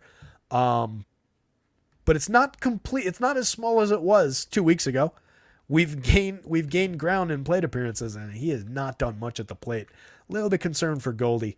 Arenado, a little bit less concerned. 289, 333, 389, creating runs 5% better than average. Just 1 home run, no real power to speak of with the 100 ISO. And you can see both of these hitters really struggling for premium contact right now. 1.3% barrel rate for Arenado with a 31.3% hard hit, 1.8 and 29.8. This is where the problems are for this Cardinals team so far. Lars Nootbaar over 42 plate appearances, a homer, a steal, 124 WRC plus, good amount of lefty power, 55.2% hard hits in the very, very tiny sample. Mason Wynn having a good start, 323, 389, 435, creating runs 32% better than average. 4 stolen bases. As long as you're getting on and stealing some bases and scoring some runs, the lack of power not all that concerning. He's only 2,700 at shortstop, 2,900 on the FanDuel slate. Nolan Gorman does have a ton of power down the bottom of the lineup. He's got 4 home runs, but he's also sitting at 179, 238, 372. He's been pretty bad so far this year, but we love the barrels, 10.9%. That's down from 16.5 and 14.4 the year before. Tons of hard hits.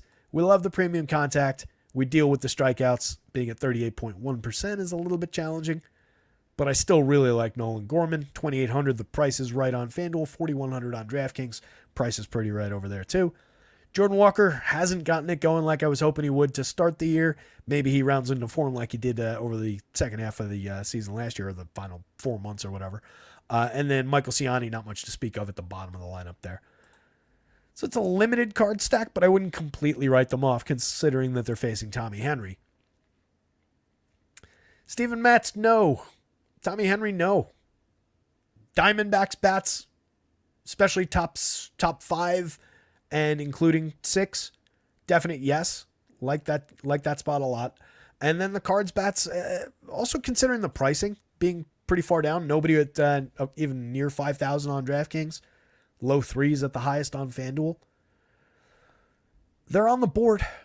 They're probably like more in the middle today. Low priority or lower than I would think they would be against Tommy Henry. But both stacks a fair amount of playability.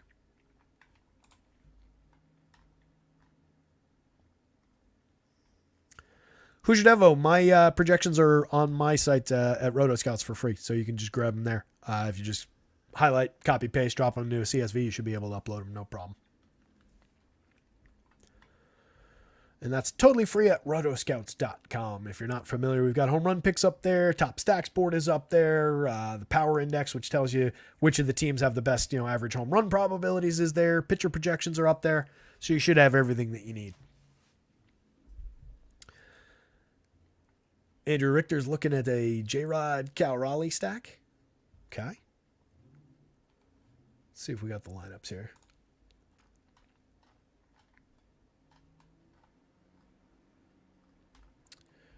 Got the Rangers lineup. Labs doesn't have the Mariners yet.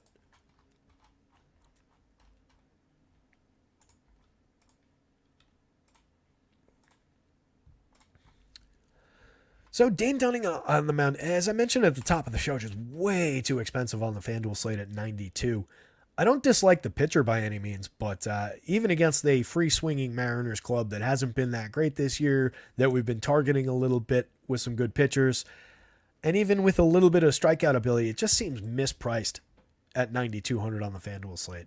Like, you get him from here, with all these guys at similar prices, with Kevin Gausman at 84, Max Fried at 83. Just seems unfair to put Dane Dunning. It's definitely a matchup price, but that's a challenging price. This is not a challenging price. This is a really appealing spot. 6,600. I like this Dane Dunning spot as a SP2 on DraftKings. I imagine he's a little bit popular.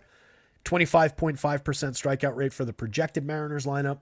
We'll see if we can get the confirm one. It sounded like they had confirmed it. I just don't have it yet.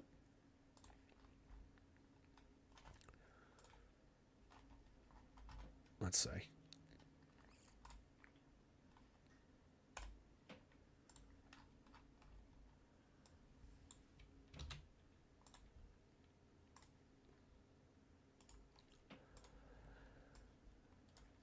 Crawford, Julio, Raleigh, Mitch, Polanco, France, Garver, Luke Raley in,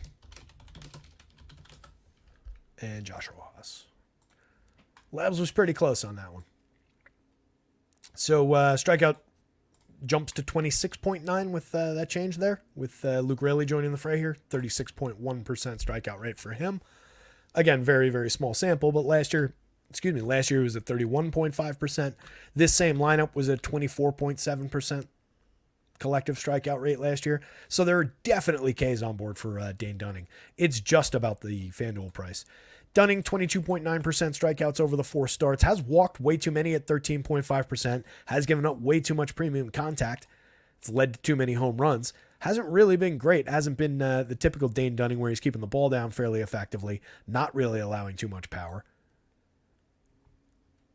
It's an ugly couple of starts there, but it's a good spot for him to find his form.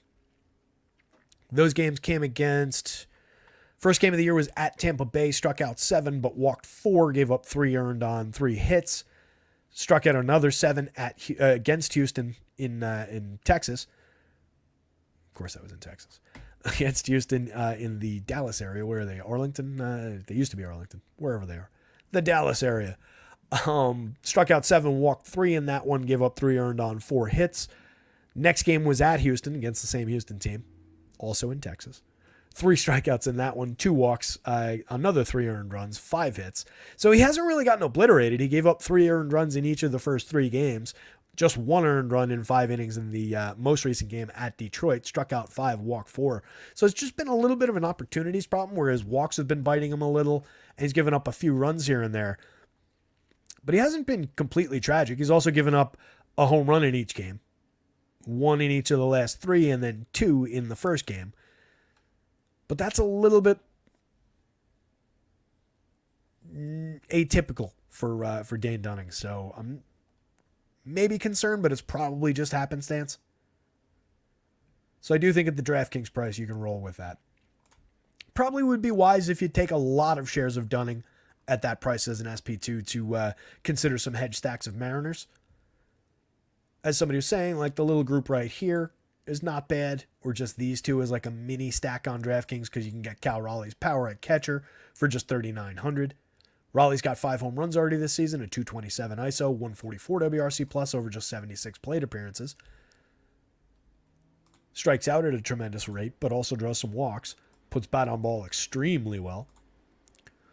Julio, still no home runs, but 6 stolen bases. 10% worse than average creating runs, just a .034 ISO, but 276, 315. Little bit of life in the triple slash.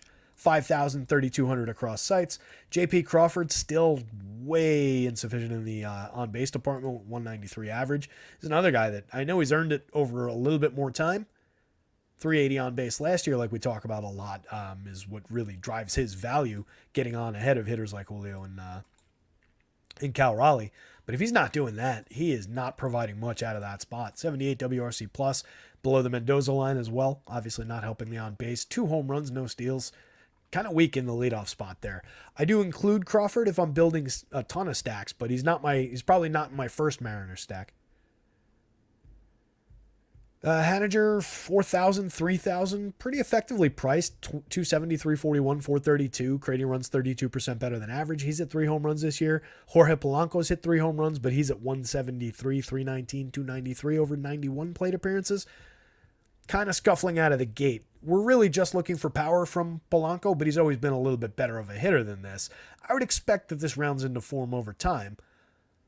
He's probably in the group if I'm rostering a bunch of them. So maybe the first Mariner stack, if I was building a full one, would be like those four, and can't get Garver because it's dual catcher. I don't really love Ty France. Maybe I would just grab a cheap Luke Raley there. Or maybe it's just a 5-man straight down off the top. And maybe I would include Crawford in the first one. I think they're probably better for short stacks, though. Like whoever that was in the chat was saying before. Who said that? I think it was Travis. Was it Travis? It's in here somewhere. Oh, it's Andrew Richter. There you go. The J-Rod Raleigh mini stack. Yeah. Not a bad option.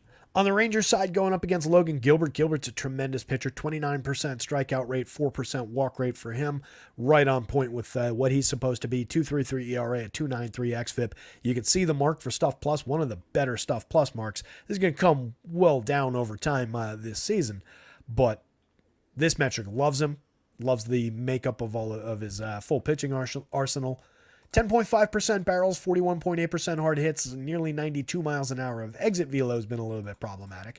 4% home run rate. Last year, that was similar.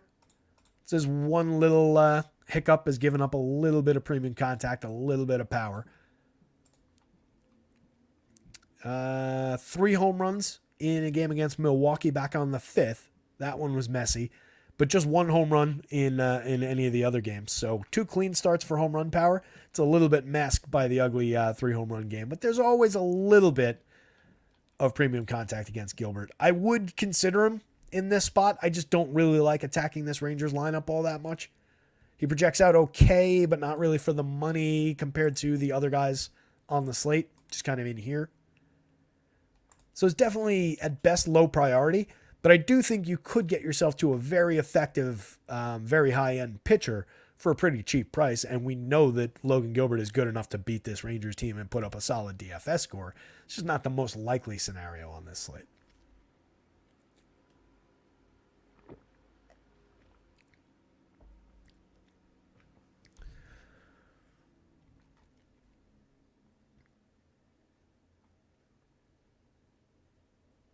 Yeah, AceMind's got a Discord as well, as Dennis is pointing out there.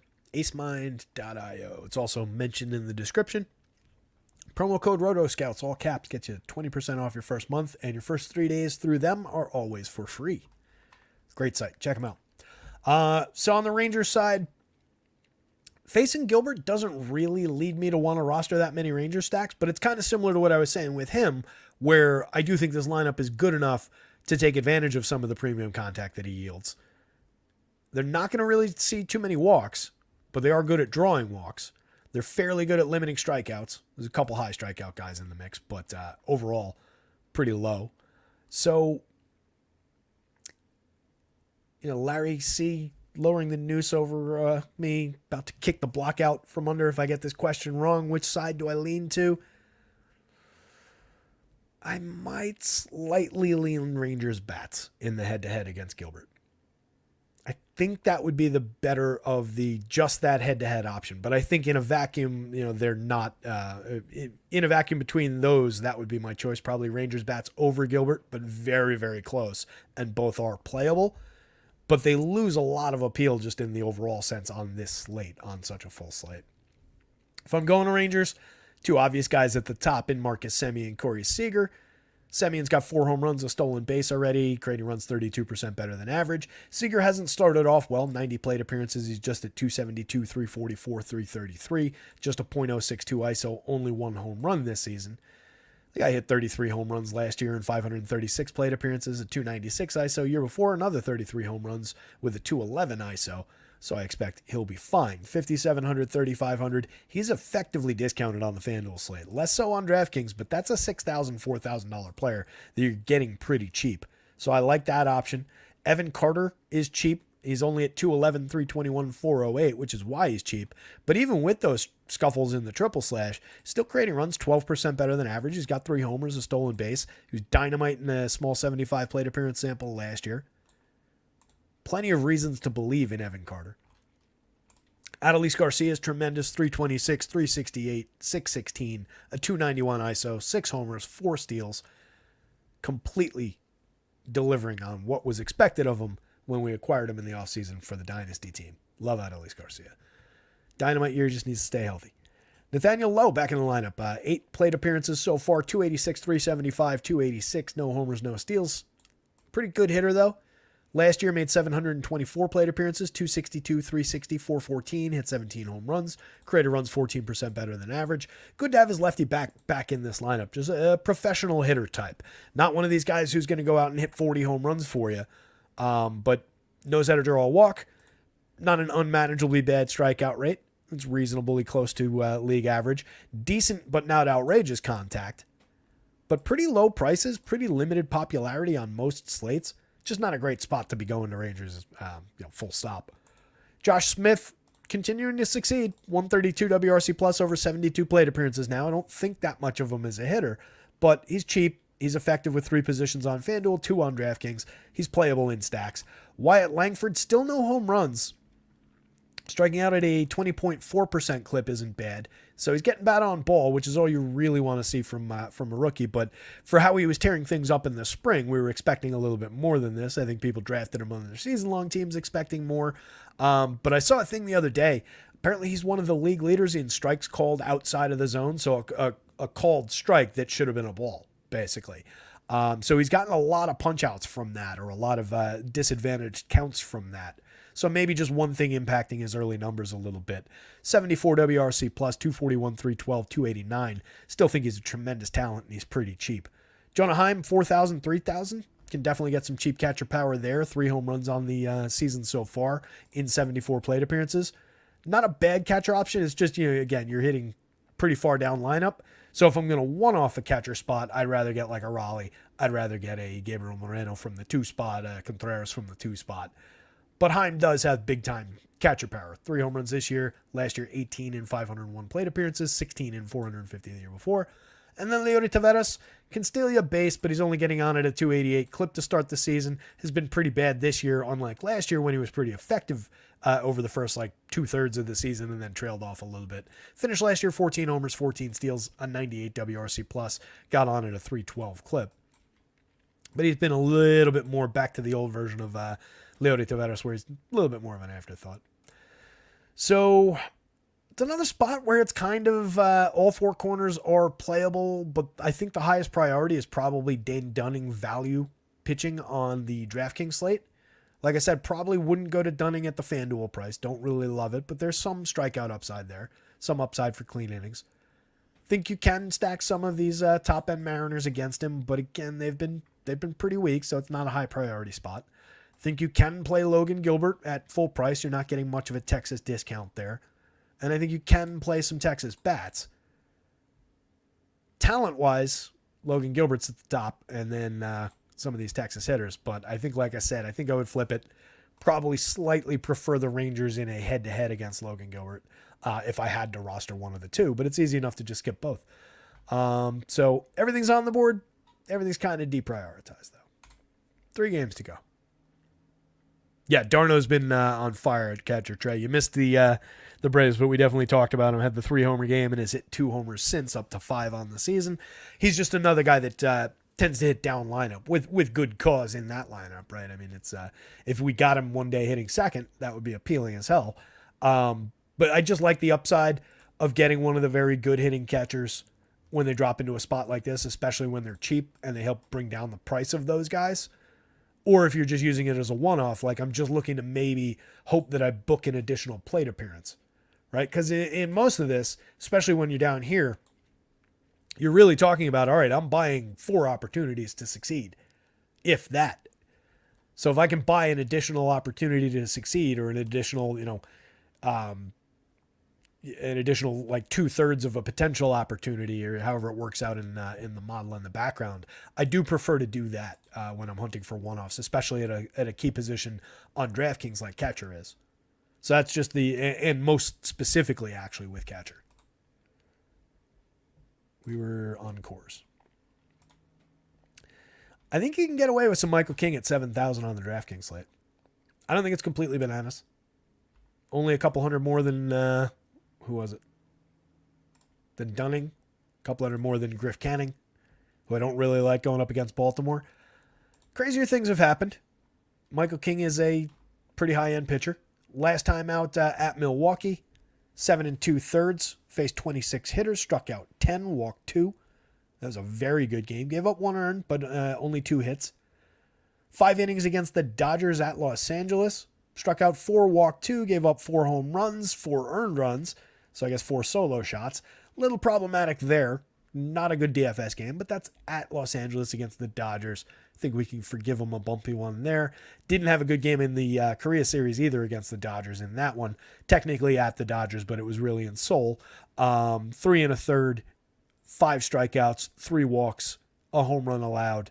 Gave up 4 hits. That was in relief. That wasn't a full start. That was like a bulk relief appearance.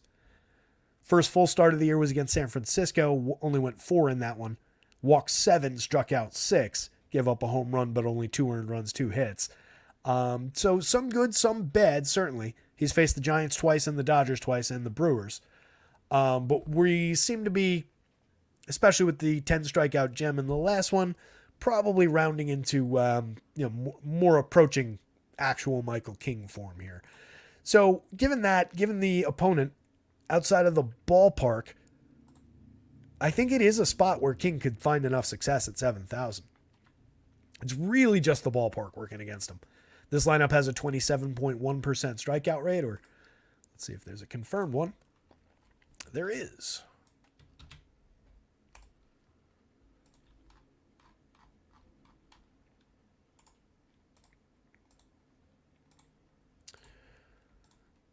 So did I put that in the right spot? Yeah, there it goes. The confirmed lineup has a 26.3% strikeout, so a little bit lower. The other was 27.1, but good enough for government work. I think there are plenty of strikeouts for Michael King available today.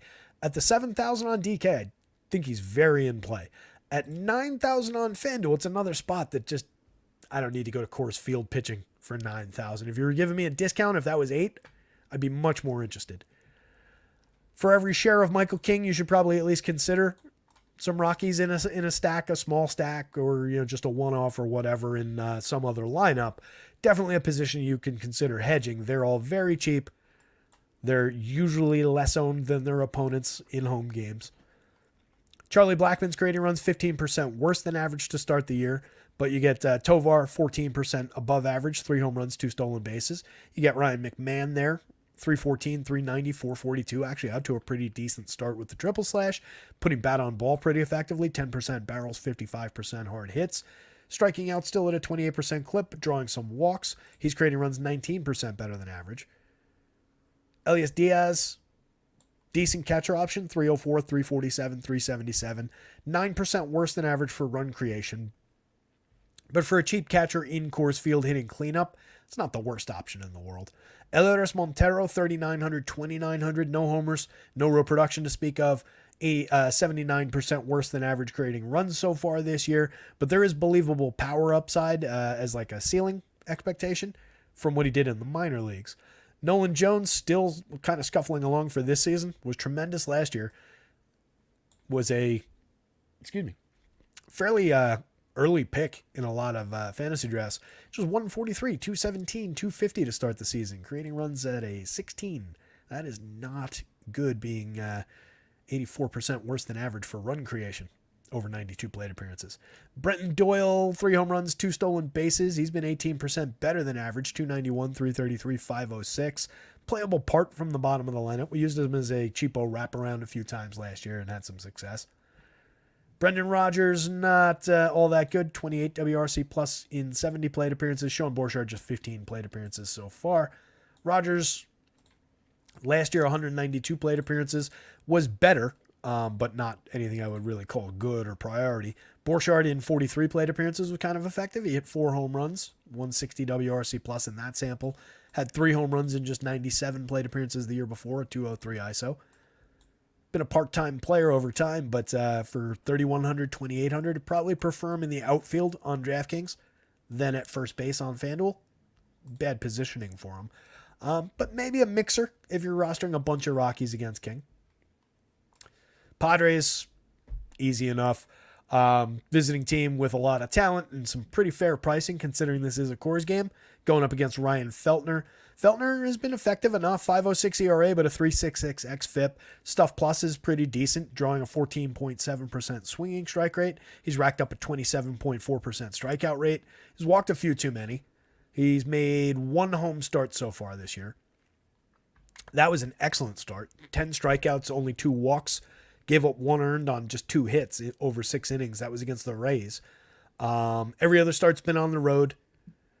Faced Arizona for 5 innings, gave up 3 earned, 5 total runs, struck out 4, walked 2. Also struck out 4, walked 2 in a game against at Toronto. 8 hits allowed in that one, just 2 earned, but 1 home run. Struck out 8, walked 2, but gave up 6 earned in 5 1/3, 9 hits at Philly in his last start. In a fairly small sample each of the last 2 years, 18.9% strikeouts over 10 starts, 43 1/3 last year, 19.6% over 97 1/3, 19 starts the year before. Bad run numbers. Not terrible for premium contact in that small sample, but was gettable that year. I'm not sure that I'm fully buying into the gigantic leap forward in the strikeout rate, the swinging strikes, the stuff. Probably need to see it again, probably a few more times than that. And the pods also, especially at the top, very difficult to strike out over time. Those top 5 hitters last year, 18.9% strikeout rate. This year, 16.5. You throw in Jackson Merrill at just 17.8, helps out a little bit. Graham Pauley's been kind of tragic if he's in the lineup, striking out almost half the time. That's only in 17 plate appearances, though. Not sure if we get him or if we get Eggy Rosario in there. But this top end, I like the idea of getting to Xander Bogaerts in Coors Field. 5,000 on DraftKings, second base only. 3,500, a little more value at shortstop and second base on FanDuel. Just 196, 271, 278. We're officially off to a very bad start over 107 plate appearances. But was dipping and diving all over the board last year. Ended up finishing at 285, 350, 440 with a 120 WRC plus, 19 homers, 19 steals. I like the Xander Bogaerts resurrection going forward. So I'm going to continue going to it, especially when he's in Coors Field. I think he's an effective enough one-off if you want that. Probably won't be crazy popular despite being in the leadoff spot at Coors. So it's kind of an interesting spot to me. Fernando Tatis, 6,000 on DraftKings, 4,600 price premium for sure getting that player at Coors Field. 6 home runs, 3 steals, a 141 WRC plus. Cronenworth, fairly priced at 43 on DraftKings, downright cheap, honestly, at 43 on DraftKings. He's got 3 homers. He's created runs 15% better than average. A key cog in the machine for this Padres team when they're succeeding with run creation and scoring. Definitely a key bat for them. Jerkson Profar, switch hitter, 4,000, 3,400. Another guy effectively priced. He's been getting it done. We're down to 289, 407, 447. Still a 149 WRC plus, though. Reasonably effective option if that's where he's hitting in the lineup. Ha-Sung Kim I like a lot. 3 home runs, 6 stolen bases, a 105 WRC plus. Triple Slash hasn't really come around, but he's down to 4,500 at shortstop. On FanDuel, 3,600, still paying most of his full price, but triple position eligible, second, third, and short. No qualms about playing him in any one of those spots. You've got multiple players with multi-position eligibility. If Tyler Wade's in the lineup with 4 positions, hasn't been overly effective, but the 4 positions for that price just has some value for lineup construction. And if you get them on the right day, you wrap them back around to the top and you get a little bit of production. But this entire middle is pretty effectively priced for a Coors game. Paulie Campusano at the bottom of the lineup. Campusano's been good. 289, 325, 408. Creating runs 11% better than average. He's got a home run on the board. Just another catcher that I wish, maybe we had him up here somewhere. So for me, it's no Feltner. Need to see it. Even at 64 on DraftKings, I don't think you tangle with the Padres here. There's other value options. King is a different story. On DraftKings, I do think since he's facing the Rockies, since he's a good pitcher, I do think he could roll the dice there a few times for the value on DraftKings. Wouldn't need to tangle with it on FanDuel at 9,000. And then both lineups are, of course, in play. It's a Coors Field game, which I think I've said 42 times since we clicked onto this game. But if you haven't heard, it is taking place in Colorado's Coors Field. So the pods at the top end, going to be very popular, I'm sure, especially with how some of these guys are priced. but definitely yes to the Padres and yes to the Rockies. This top end here is reasonably playable, like through there. Borchardt could be sneaky from the bottom. Not a high, I don't want to say not a high priority, again, because of the ballpark. But they're certainly lower priority than the Padres on the other side. And just a very bad baseball team, as we know. But that's why they're so cheap and easy to get to. Love the looks of this Orioles stack today. Griff Canning has major home run problems. And has had. 4.10% home run rate in 22 starts, 127 innings last year. Was otherwise pretty effective. Just was a launching pad for power. So far this year, the pretty effective part has gone bye-bye, and he's still been a pretty much of a launching pad. Stuff Plus hasn't liked him at all so far this year. His arsenal's just been not nearly as effective as it was, especially through the down the stretch part of the season last year. 18.2% strikeout dip from 25.9% last year. 5.7% walks is still in line with what he did.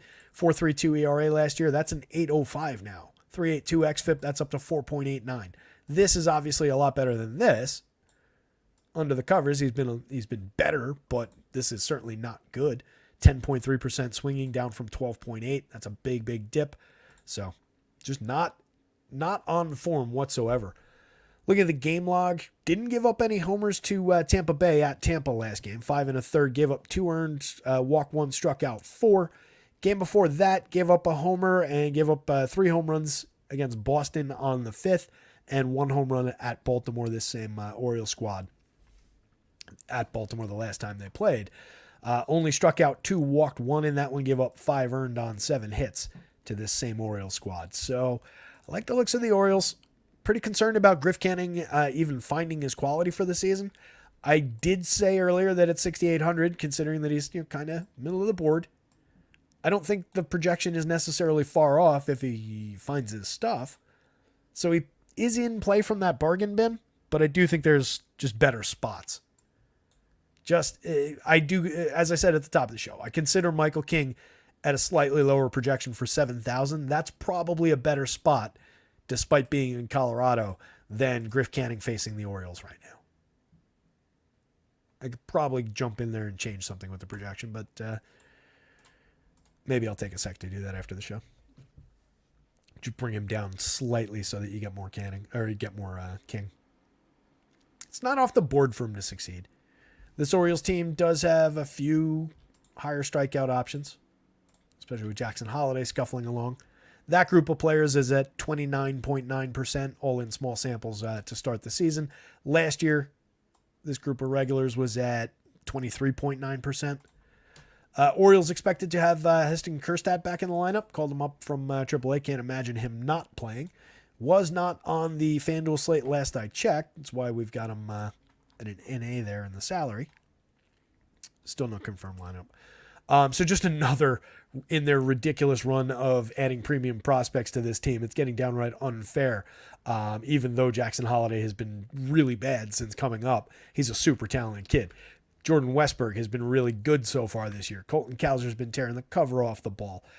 Last year's Gunnar Henderson, Adley Rutschman, this team is ridiculously stacked, and they've got like 6 or 7 more guys down there. Looks like this lineup just dropped. So it's a good time to be an Orioles fan. And I think it's a good time to be stacking some Orioles here. Gunnar Henderson out of the top spot. Home run pick of the day at 11.48 in the home run model. Not a bad mark for him. 6 homers on the season, 4 stolen bases, a 168 WRC plus, a 289 ISO. He's been great over his first 100 plate appearances. Love the premium contact. Last year, 11.4 and 51.7% barrels and hard hits. This year so far, 13.9% and 60% hard hits. Yes, please, keep that going. Adley, another one of those catchers that's just in the right spot in the lineup. That's his everyday spot. 5,100, 3,200, effectively priced. He's out of the gate at 307, 354, 409. Creating runs 27% better than average. 2 homers on the board already. It was tremendous last year. Hit 20 home runs. Got on at a 374 clip. Created runs 27% better than average. Adley is a terrific catcher option. I don't know that Ryan O'Hearn has made contact with the ball since I said the other day that I'm starting to believe, but I think I'm still starting to believe. I'm going to give him the benefit of the doubt. 4,100, 2,700, 4 home runs, 268, 328, 554. Lefty bat hitting third in this lineup at a fairly cheap, effective price.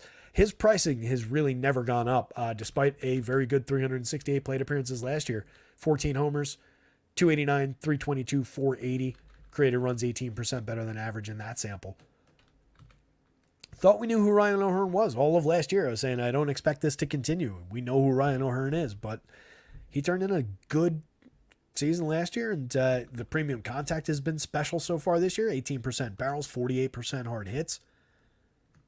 I kind of sort of believe in the lefty. Anthony Santander from both sides of the plate, outfield and first base, eligible on FanDuel is nice. 3,100 over there, 4,500. Pretty cheap for a guy with all the home runs he's hit over the last few years. 4 so far this year with a 238 ISO, 28 last year with a 215 ISO, 33 the year before that with a 214 ISO. We could unhide some cells and continue that on.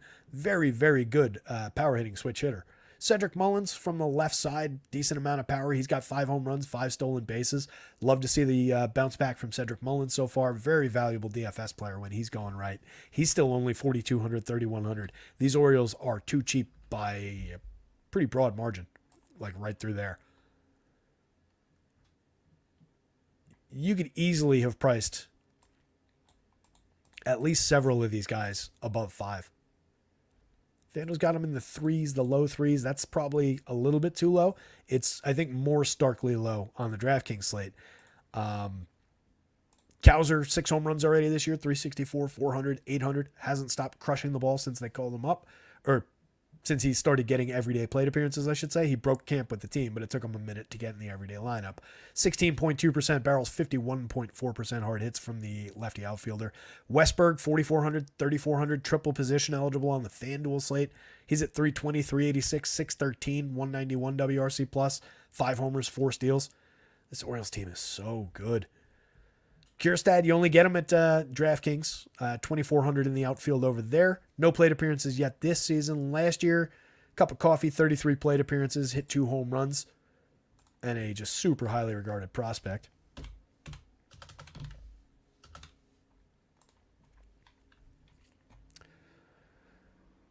$25-year-olds in 102 plate appearances so far in AAA this year for that absurd Norfolk team. 10 home runs. Can I interest in 10 home runs so far in 102 plate appearances? It's pretty good. He had a 395 ISO. He was creating runs 89% better than average. To put that number in perspective, he hit the same amount of home runs in 337 plate appearances last year in AAA. So probably ready for the major leagues. I think we're going to see him surge. I don't think it's going to be long before we see Jackson Holliday find his footing. Over 32 plate appearances, he's been awful. .033, .094, .033, 0 ISO, negative 62 WRC plus, so 162% worse than average, creating runs in that sample, and strikes out in exactly half of his 32 plate appearances. My money's on the next 32 being better, and the next 500 beyond that being better. Jackson Holliday, too talented. Not too talented to fail. We've seen big prospects go bust before, but I'd be really, really surprised. And way too talented to panic, I think is what I should say. 3,500 is effectively priced at second. 2,300, shortstop in second. You got a lot of middle infielders on this team, but he's definitely in the mix for some shares. Grayson Rodriguez, one of the top pitchers on the slate overall, 9,600. Pretty fair price on DraftKings. 10.8, happy to go to it for 35-ish FanDuel points in the projection. Great stuff. Plus mark. It's given up a little bit of premium contact and power, but just 6.5% barrels, so we don't sweat the 46.8% hard hits as much. 3.09% home run rate at 2.63 ERA. Terrific swinging strike number, 13.3%. He's been very effective. Last start, struck out 6, walked 3, gave up 2 earned on 4 hits to Minnesota. At Boston, struck out 5, walked 2, 5 2/3. What I like is that game he fell short of the 6 innings, but every other game this year he's gone at least 6. 6 innings in the first game against LA, this same Angels team. Struck out 9 in that one, walked 1, allowed a solo home run, but only 4 hits. Went 6, booked the quality start and the win in that one. At Pittsburgh, went 6 1/3 in his second start of the year, struck out 7, walked 2, gave up 2 homers in that one. Little bit of power there. 6 hits, but only allowed the 2 earned runs, so a quality start and a win there. So pitching deep into ball games, especially against an Angels team that has certainly plenty of strikeouts available for him. Love the upside here. It's very close between him and Pablo at the top of the board. Despite the projection separation, I think this is actually a little bit closer than the numbers might say. This is a very good spot for Grayson Rodriguez. Not really that interested in Angels bats even as a hedge. Maybe some Mike Trout one-offs at 6,400, 4,000. Trouty over 101 plate appearances, 236, 327, 562. There's some good, there's some bad in there, but the 8 home runs are nice to see. The 5 steals are especially nice to see. Stretched over a season, that's a 20-ish steal season, maybe a little bit more. So kind of thought those days were over for Mike Trout, and he's running a little bit this year. Kind of has to do everything for this team. Creating runs 50% better than average. Taylor Ward, 6 home runs already on the season, 277, 310, 500. Their second best bat. 223 ISO, 131 WRC plus. Sano, just 1 home run on the season, but he's hitting the ball pretty well. He's getting on base. 296, 381, 407. Creating runs 33% better than average. Things just kind of fall apart around those guys. 194, 301, 242 for Shanuel off the top, 67 WRC plus. Mickey Moniak hasn't been very good, 25 WRC plus for him. Brandon Drury, just 1 home run from, I like Brandon Drury over the last couple of years. The power upside that he was showing, the determination to become a home run hitter, it was succeeding for him, but this year's been really bad. He's very cheap though, 2,500 first and second base, 3,600 first and second base. Drury's playable. Logan O'Hoppe is a pretty talented hitter for a catcher. 318, 384, 470, 2 homers. Let's see what he could do up this way. Not in the Trout spot, obviously, but maybe we move him up. O'Hoppe's playable as a catcher, but again, another guy just down lineup. You don't love doing that. I would play him. I would consider him more in stacks of Angels than as a one-off, but I just hate the spot going up against Rodriguez. Luis Rengifo is always playable, especially cheap triple position eligibility on FanDuel, but we'll play Rengifo when we have a better matchup for the Angels as a whole, and then Zach Neto is pretty bad at the bottom of the lineup. Orioles bats are a big yes for me. Like that spot quite a bit. Grayson Rodriguez, big yes. Like him quite a bit. Griff Canning, I don't think we're going there, but if you want to play the discount game on DraftKings, he's at least on that list. He's just been really bad so far this year. We're not getting any strikeouts from him, and he's been giving up homers and runs and so on and so forth. Much happier targeting with these bats. And then Angels bats, really not that much on the board against Rodriguez. Maybe you get away with some Mike Trout one-offs or mini stacks of like these 2 or these 3, something along those lines. Last game up, gang. We did it. 533. Not bad. Got NBA projections up on the site. rotoscouts.com. Free baseball projections. Free NBA projections for the 3-gamer tonight. 3 playoff games. Oh, Larry C. dropped it into the chat. Trout batting leadoff. Brendan Coons, you got to rewind the show to find out who we like on American Idol. We talked about that already. Emmy Russell. Again. Emmy Russell. If you're an Idol viewer, if your family, your significant other, if you're out at the bar and they've got American Idol on, just vote. Tell your friends. Got to get the votes in for Emmy Russell. She's in the top 10. And as we discussed already, she is my aunt's nephew's wife's niece. So obviously a very close family member. I'm sure I'll get a hug and a big thank you when she wins. Harness the power of Roto Scouts. Go vote for Emmy Russell. Last game up, Luis Severino. Off to a pretty good start. Brendan, by the way, in the chat there, that's my cousin. So it's his. I can't even imagine what the relation to him is. My aunt in that equation is his mother. So figure out the math for yourselves. What's up, Bren? Lazy Mofos nails it, yeah. If they've got American Idol at the bar, I'm probably not there. Let's see if we got either of these last couple of lineups here for the tail end of the show. Oh, by the way, Mike Trout hitting leadoff in that. Somebody mentioned it in the chat. didn't have that lineup confirmed before. So that lineup is now Trout, Shanuel, Ward, Sano. So they separated Trout from the two good hitters behind him. But Mikey Trout gets a little bit more interesting in the leadoff spot, but no more interesting than just being Mike Trout facing a very good pitcher here. Ohapi does move up. He's in the 6th spot. Joe Adell into the lineup. I do like Adell's power. Just doesn't look like the spot to play it. And a lot of strikeouts from Joe Adell. And has never really developed into that power at the major league level. So Giants and the Mets. Really like Logan Webb. You get a lot of quality out of him for DFS purposes. He typically eats innings. We're at 30 2/3 innings over 5 starts already. Last 3 starts in a row have all gone 7 innings. He booked the quality start in each of them. He booked the win in 2 of them. Not a top-end strikeout pitcher. 17.9% strikeout rate so far this year. 4.9% walk rate is excellent. Last year, a little bit better for strikeouts, 22.8% over 216 innings in 33 starts. You can see the average depth of start, one of the best in the league at eating innings, which has value in and of itself. For one, helps you get the bonuses better, or helps you get a better shot at the bonuses for the quality start, especially on FanDuel. And it also helps him cover up a couple of the early mistakes. Gives up a run or two in the first inning. If you end up pitching 7-8 innings, you can probably cover that up with a few strikeouts or just some clean innings. So I always like considering Logan Webb. He's very expensive at $10,000 for his true ceiling.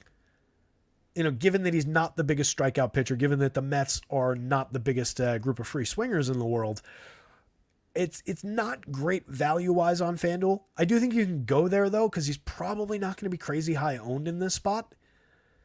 So I think those maybe cancel each other out a little bit. He's on my FanDuel board for sure and in the mix for some shares.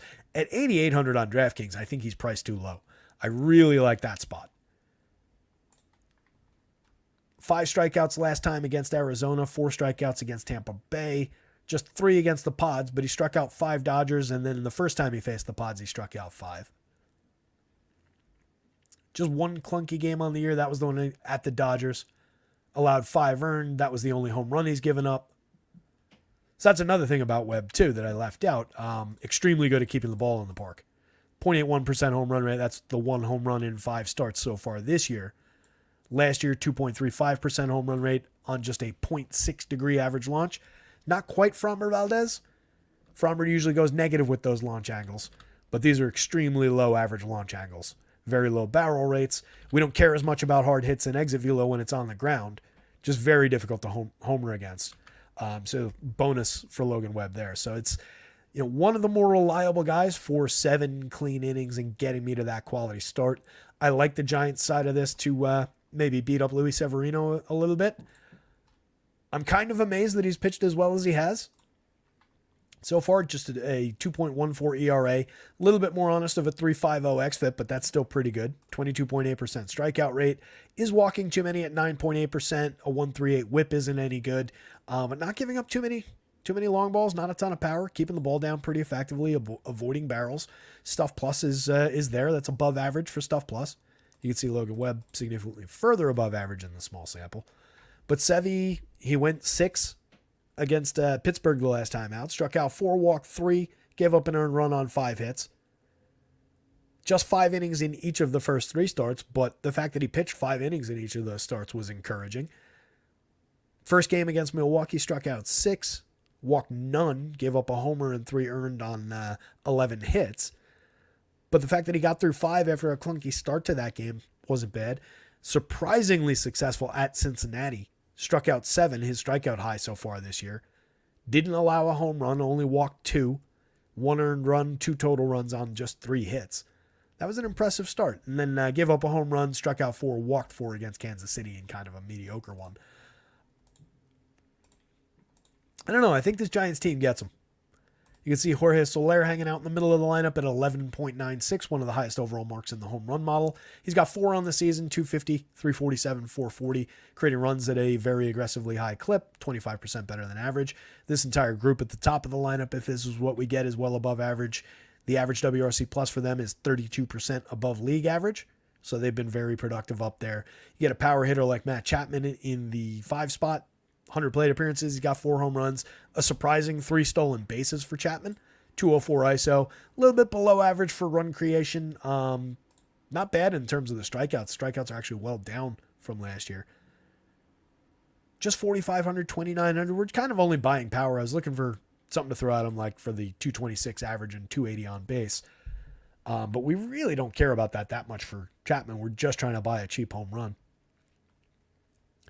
Patty Bailey, playable at catcher at worst. 2 homers, 321, 387, 528. Creating runs 54% better than average in a tiny sample.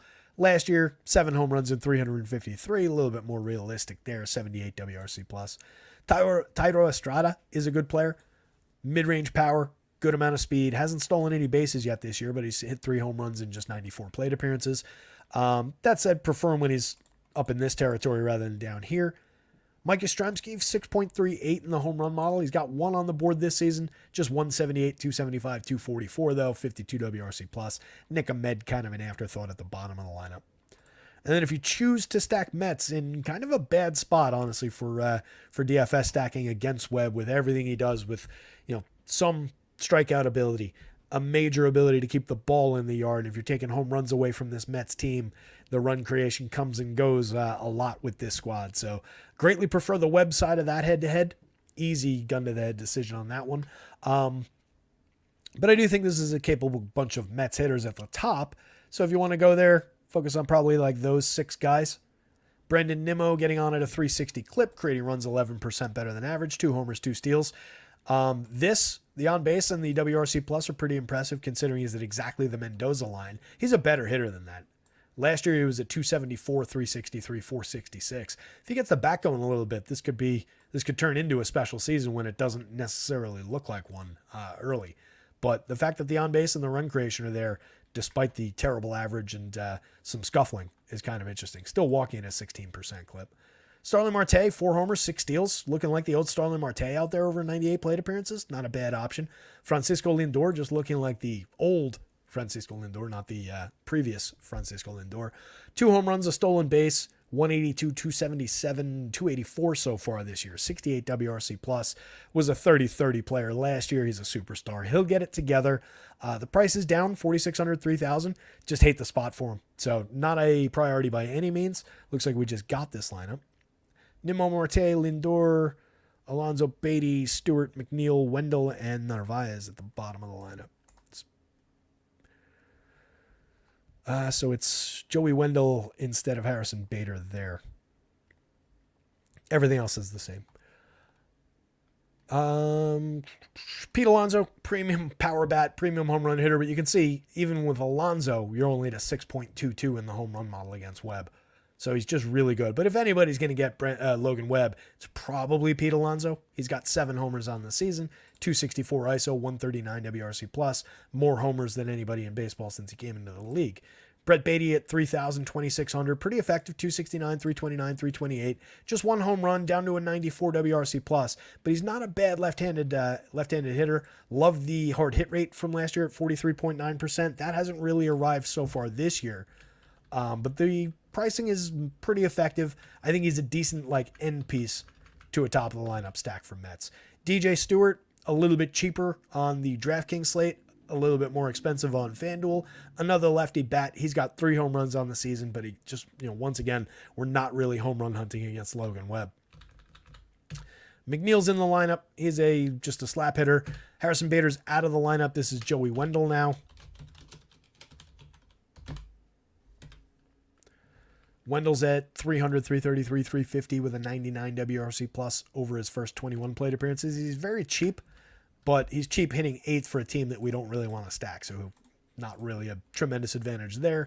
And then Narvaez, another player where maybe on a different matchup we can grab a cheap catcher home run potential, but not in this matchup. So Logan Webb, big yes. Mets bats, pretty big no. Giants bats, think they're definitely playable against Severino here. And then Sevy's debatable. I don't think I would play much Severino at 8,500 on FanDuel. At 78, he's maybe in the mix. If you've got any faith in what he's done so far this year, he's basically around the cut line. I think I said Dunning was the cut line. So he's very, very skippable. He's higher priced than most of the value options over there. Higher price, lower faith. I'd rather pay 200 more and get Max Fried against the Marlins. But he was once upon a time a pretty talented pitcher, and he's showing some signs of not being completely shot. So maybe he can get there. Dice roll at best. Dice roll. I think I left some guys out of the Giants lineup when I was running through it, but just real quick. Jung-Hoo Lee off the top. Pretty effective with a 284, 343 front end of his triple slash, 2 homers, 2 steals, creating runs pretty effectively. Lamont Wade, I like a lot, gets on base at a 453 clip so far this year. Just 1 home run. Last year, that was a 373 on base and well above 400 for most of the season. Really like Lamont Wade's ability to provide correlated scoring and a little bit of individual power for just 3,400, 2,700. He's cheap, first base and outfield eligible. And then, like I said, Soler for the power upside, Conforto as just a pretty solid man in the middle there. He's got 5 home runs, 235 ISO. So really for the Giants, it's like those 5 and maybe Tyro from down here. But I think they're in play. All right. It was a long show, 214. Only 546 though. Still a little bit early. Travis Duarte, geez, how did this happen? I have 4-man Oakland stacks with King and Webb. I like King. I think it's a dice roll in Colorado, of course, but I like King. Obviously, we like Webb. 4-man Oakland stack, though. That's a little bit challenging.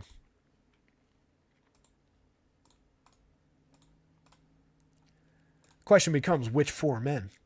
If it's these 4, I don't hate it. If it's like 3 of those 4 and that guy, I don't hate it. I just think the biggest issue there for me, Trav, is Stroman typically not somebody that you're going to stack up like a multi-homer game against. It's not impossible, but typically a guy who's pretty effective keeping the ball down, a lot like Logan Webb. Very low launch angles on the average the last couple of seasons. Low single-digit barrel rates. And sustained over time. Like, this is just a trait of how he pitches. He's a ground ball pitcher. So you need to have, if it was the Guardians with their station-to-station approach, I'd be more enthusiastic. Like, yeah, they're going to hit some balls through the infield. They're going to hit, maybe they get a home run, but they'll hit some extra base hits, and they'll just start piling up the runs. The A's are a lot less inclined to play that way. So it becomes a little bit challenging there, but Ruiz, Rooker, Noda, Geloff. Those are the right 4 guys. No arguments with the choices. Just know the kind of position that you're getting against Stroman there. So one more time on the pitching board, and then we'll pull up the power index, the home run model, the home run rankings rather.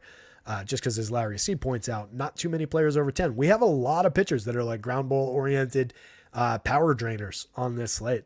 So of course, cue the 5 games with 3 home runs apiece kind of a night.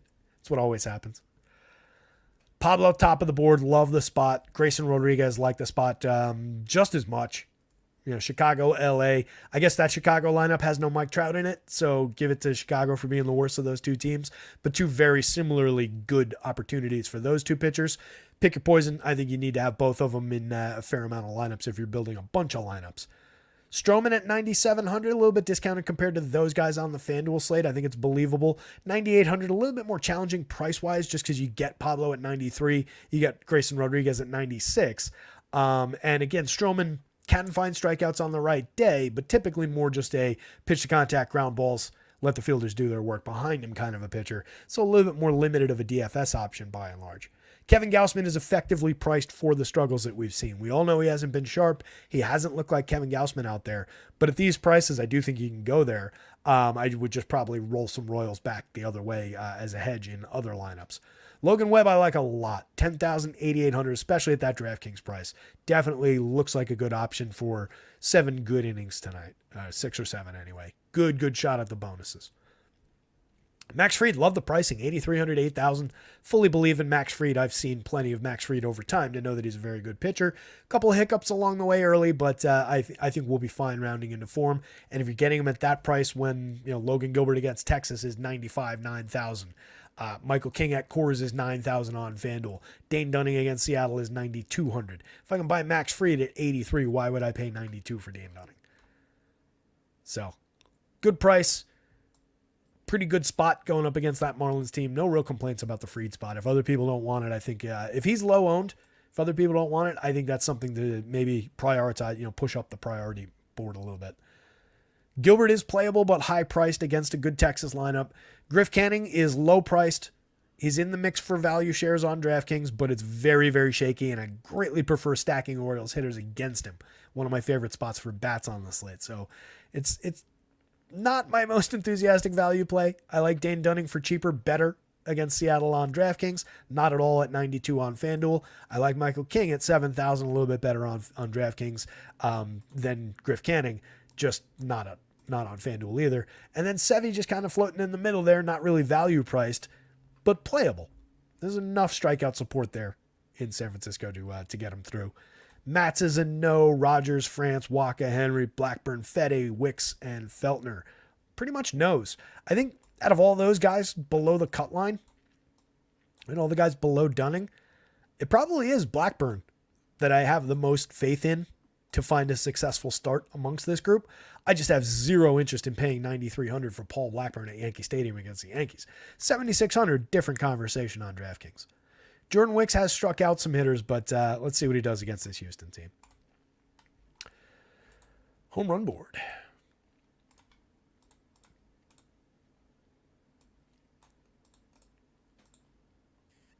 So as Larry pointed out, we only have 8 hitters above the 10 spot in the home run model. Another handful of guys just below in the 9s at 9 that's another 8 guys. Jordan Alvarez at 9.09. You could easily see Alvarez being over 10. There's not that big a power degradation there. That Astros lineup still has a ton of upside in it.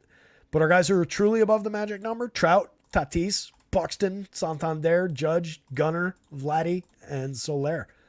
So I really, again, like this spot for the Orioles, given the power that they're showing. You've also got O'Hearn just below the 10 spot. You've got Adley down here at 8.5. Cedric Mullins at 7.5 with upside for stolen bases to go with it. But yeah, it is a sneakily low trajectory power night, just given the approach. It's weird. We just have a bunch of more ground ball oriented pitchers on this slate than normal. Cards are a bit of a wild card considering how frequently they fail, but they do show a little bit of pop with Gorman and Arenado in the mix there. Eloy Jimenez, if you want a total wild card going against Pablo, showing a 9.12 in the model. He's got plenty of power, and Pablo can give up a home run from time to time. He's very cheap, but what are you going to put him in there with? Are you just going to him because he's going to be low owned and low cost? Maybe as a one-off, I guess, but tough ask. Home run pick of the day. I like Vladdy's upside for power here too. And Soler. I came very close to making Soler the home run pick of the day. I was really considering that, but then I saw Gunnar sitting there and I said, I want to talk about the Orioles on the show. So I did that. All right, gang. That's it for me. 2:20 into the show here. We got to get some updates in. Got to update basketball if anything changed over there. So I'm going to punch out here. Good luck to you guys out there. Somebody go win something. Hit the like button. Hit the subscribe. Buy in over at acemind.io. I'm going to go back to the screen share while I'm talking. I don't like when it's just my big, ugly mug on the screen. So yeah, our guys over at acemind.io. Promo code rotoscouts, 20% off the first month. First 3 days, always free. Sims and optimizers. And make sure that you are voting for Emmy Russell in American Idol. My nieces, aunts, nieces, cousins, uncle. What is it again? I know I've said it like 4 times. Aunt's nephew's wife's niece. There it is. Emmy Russell. We'll round the show out there, gang. Good luck out there. Somebody go win something. I'll see you tomorrow. Back for more tomorrow.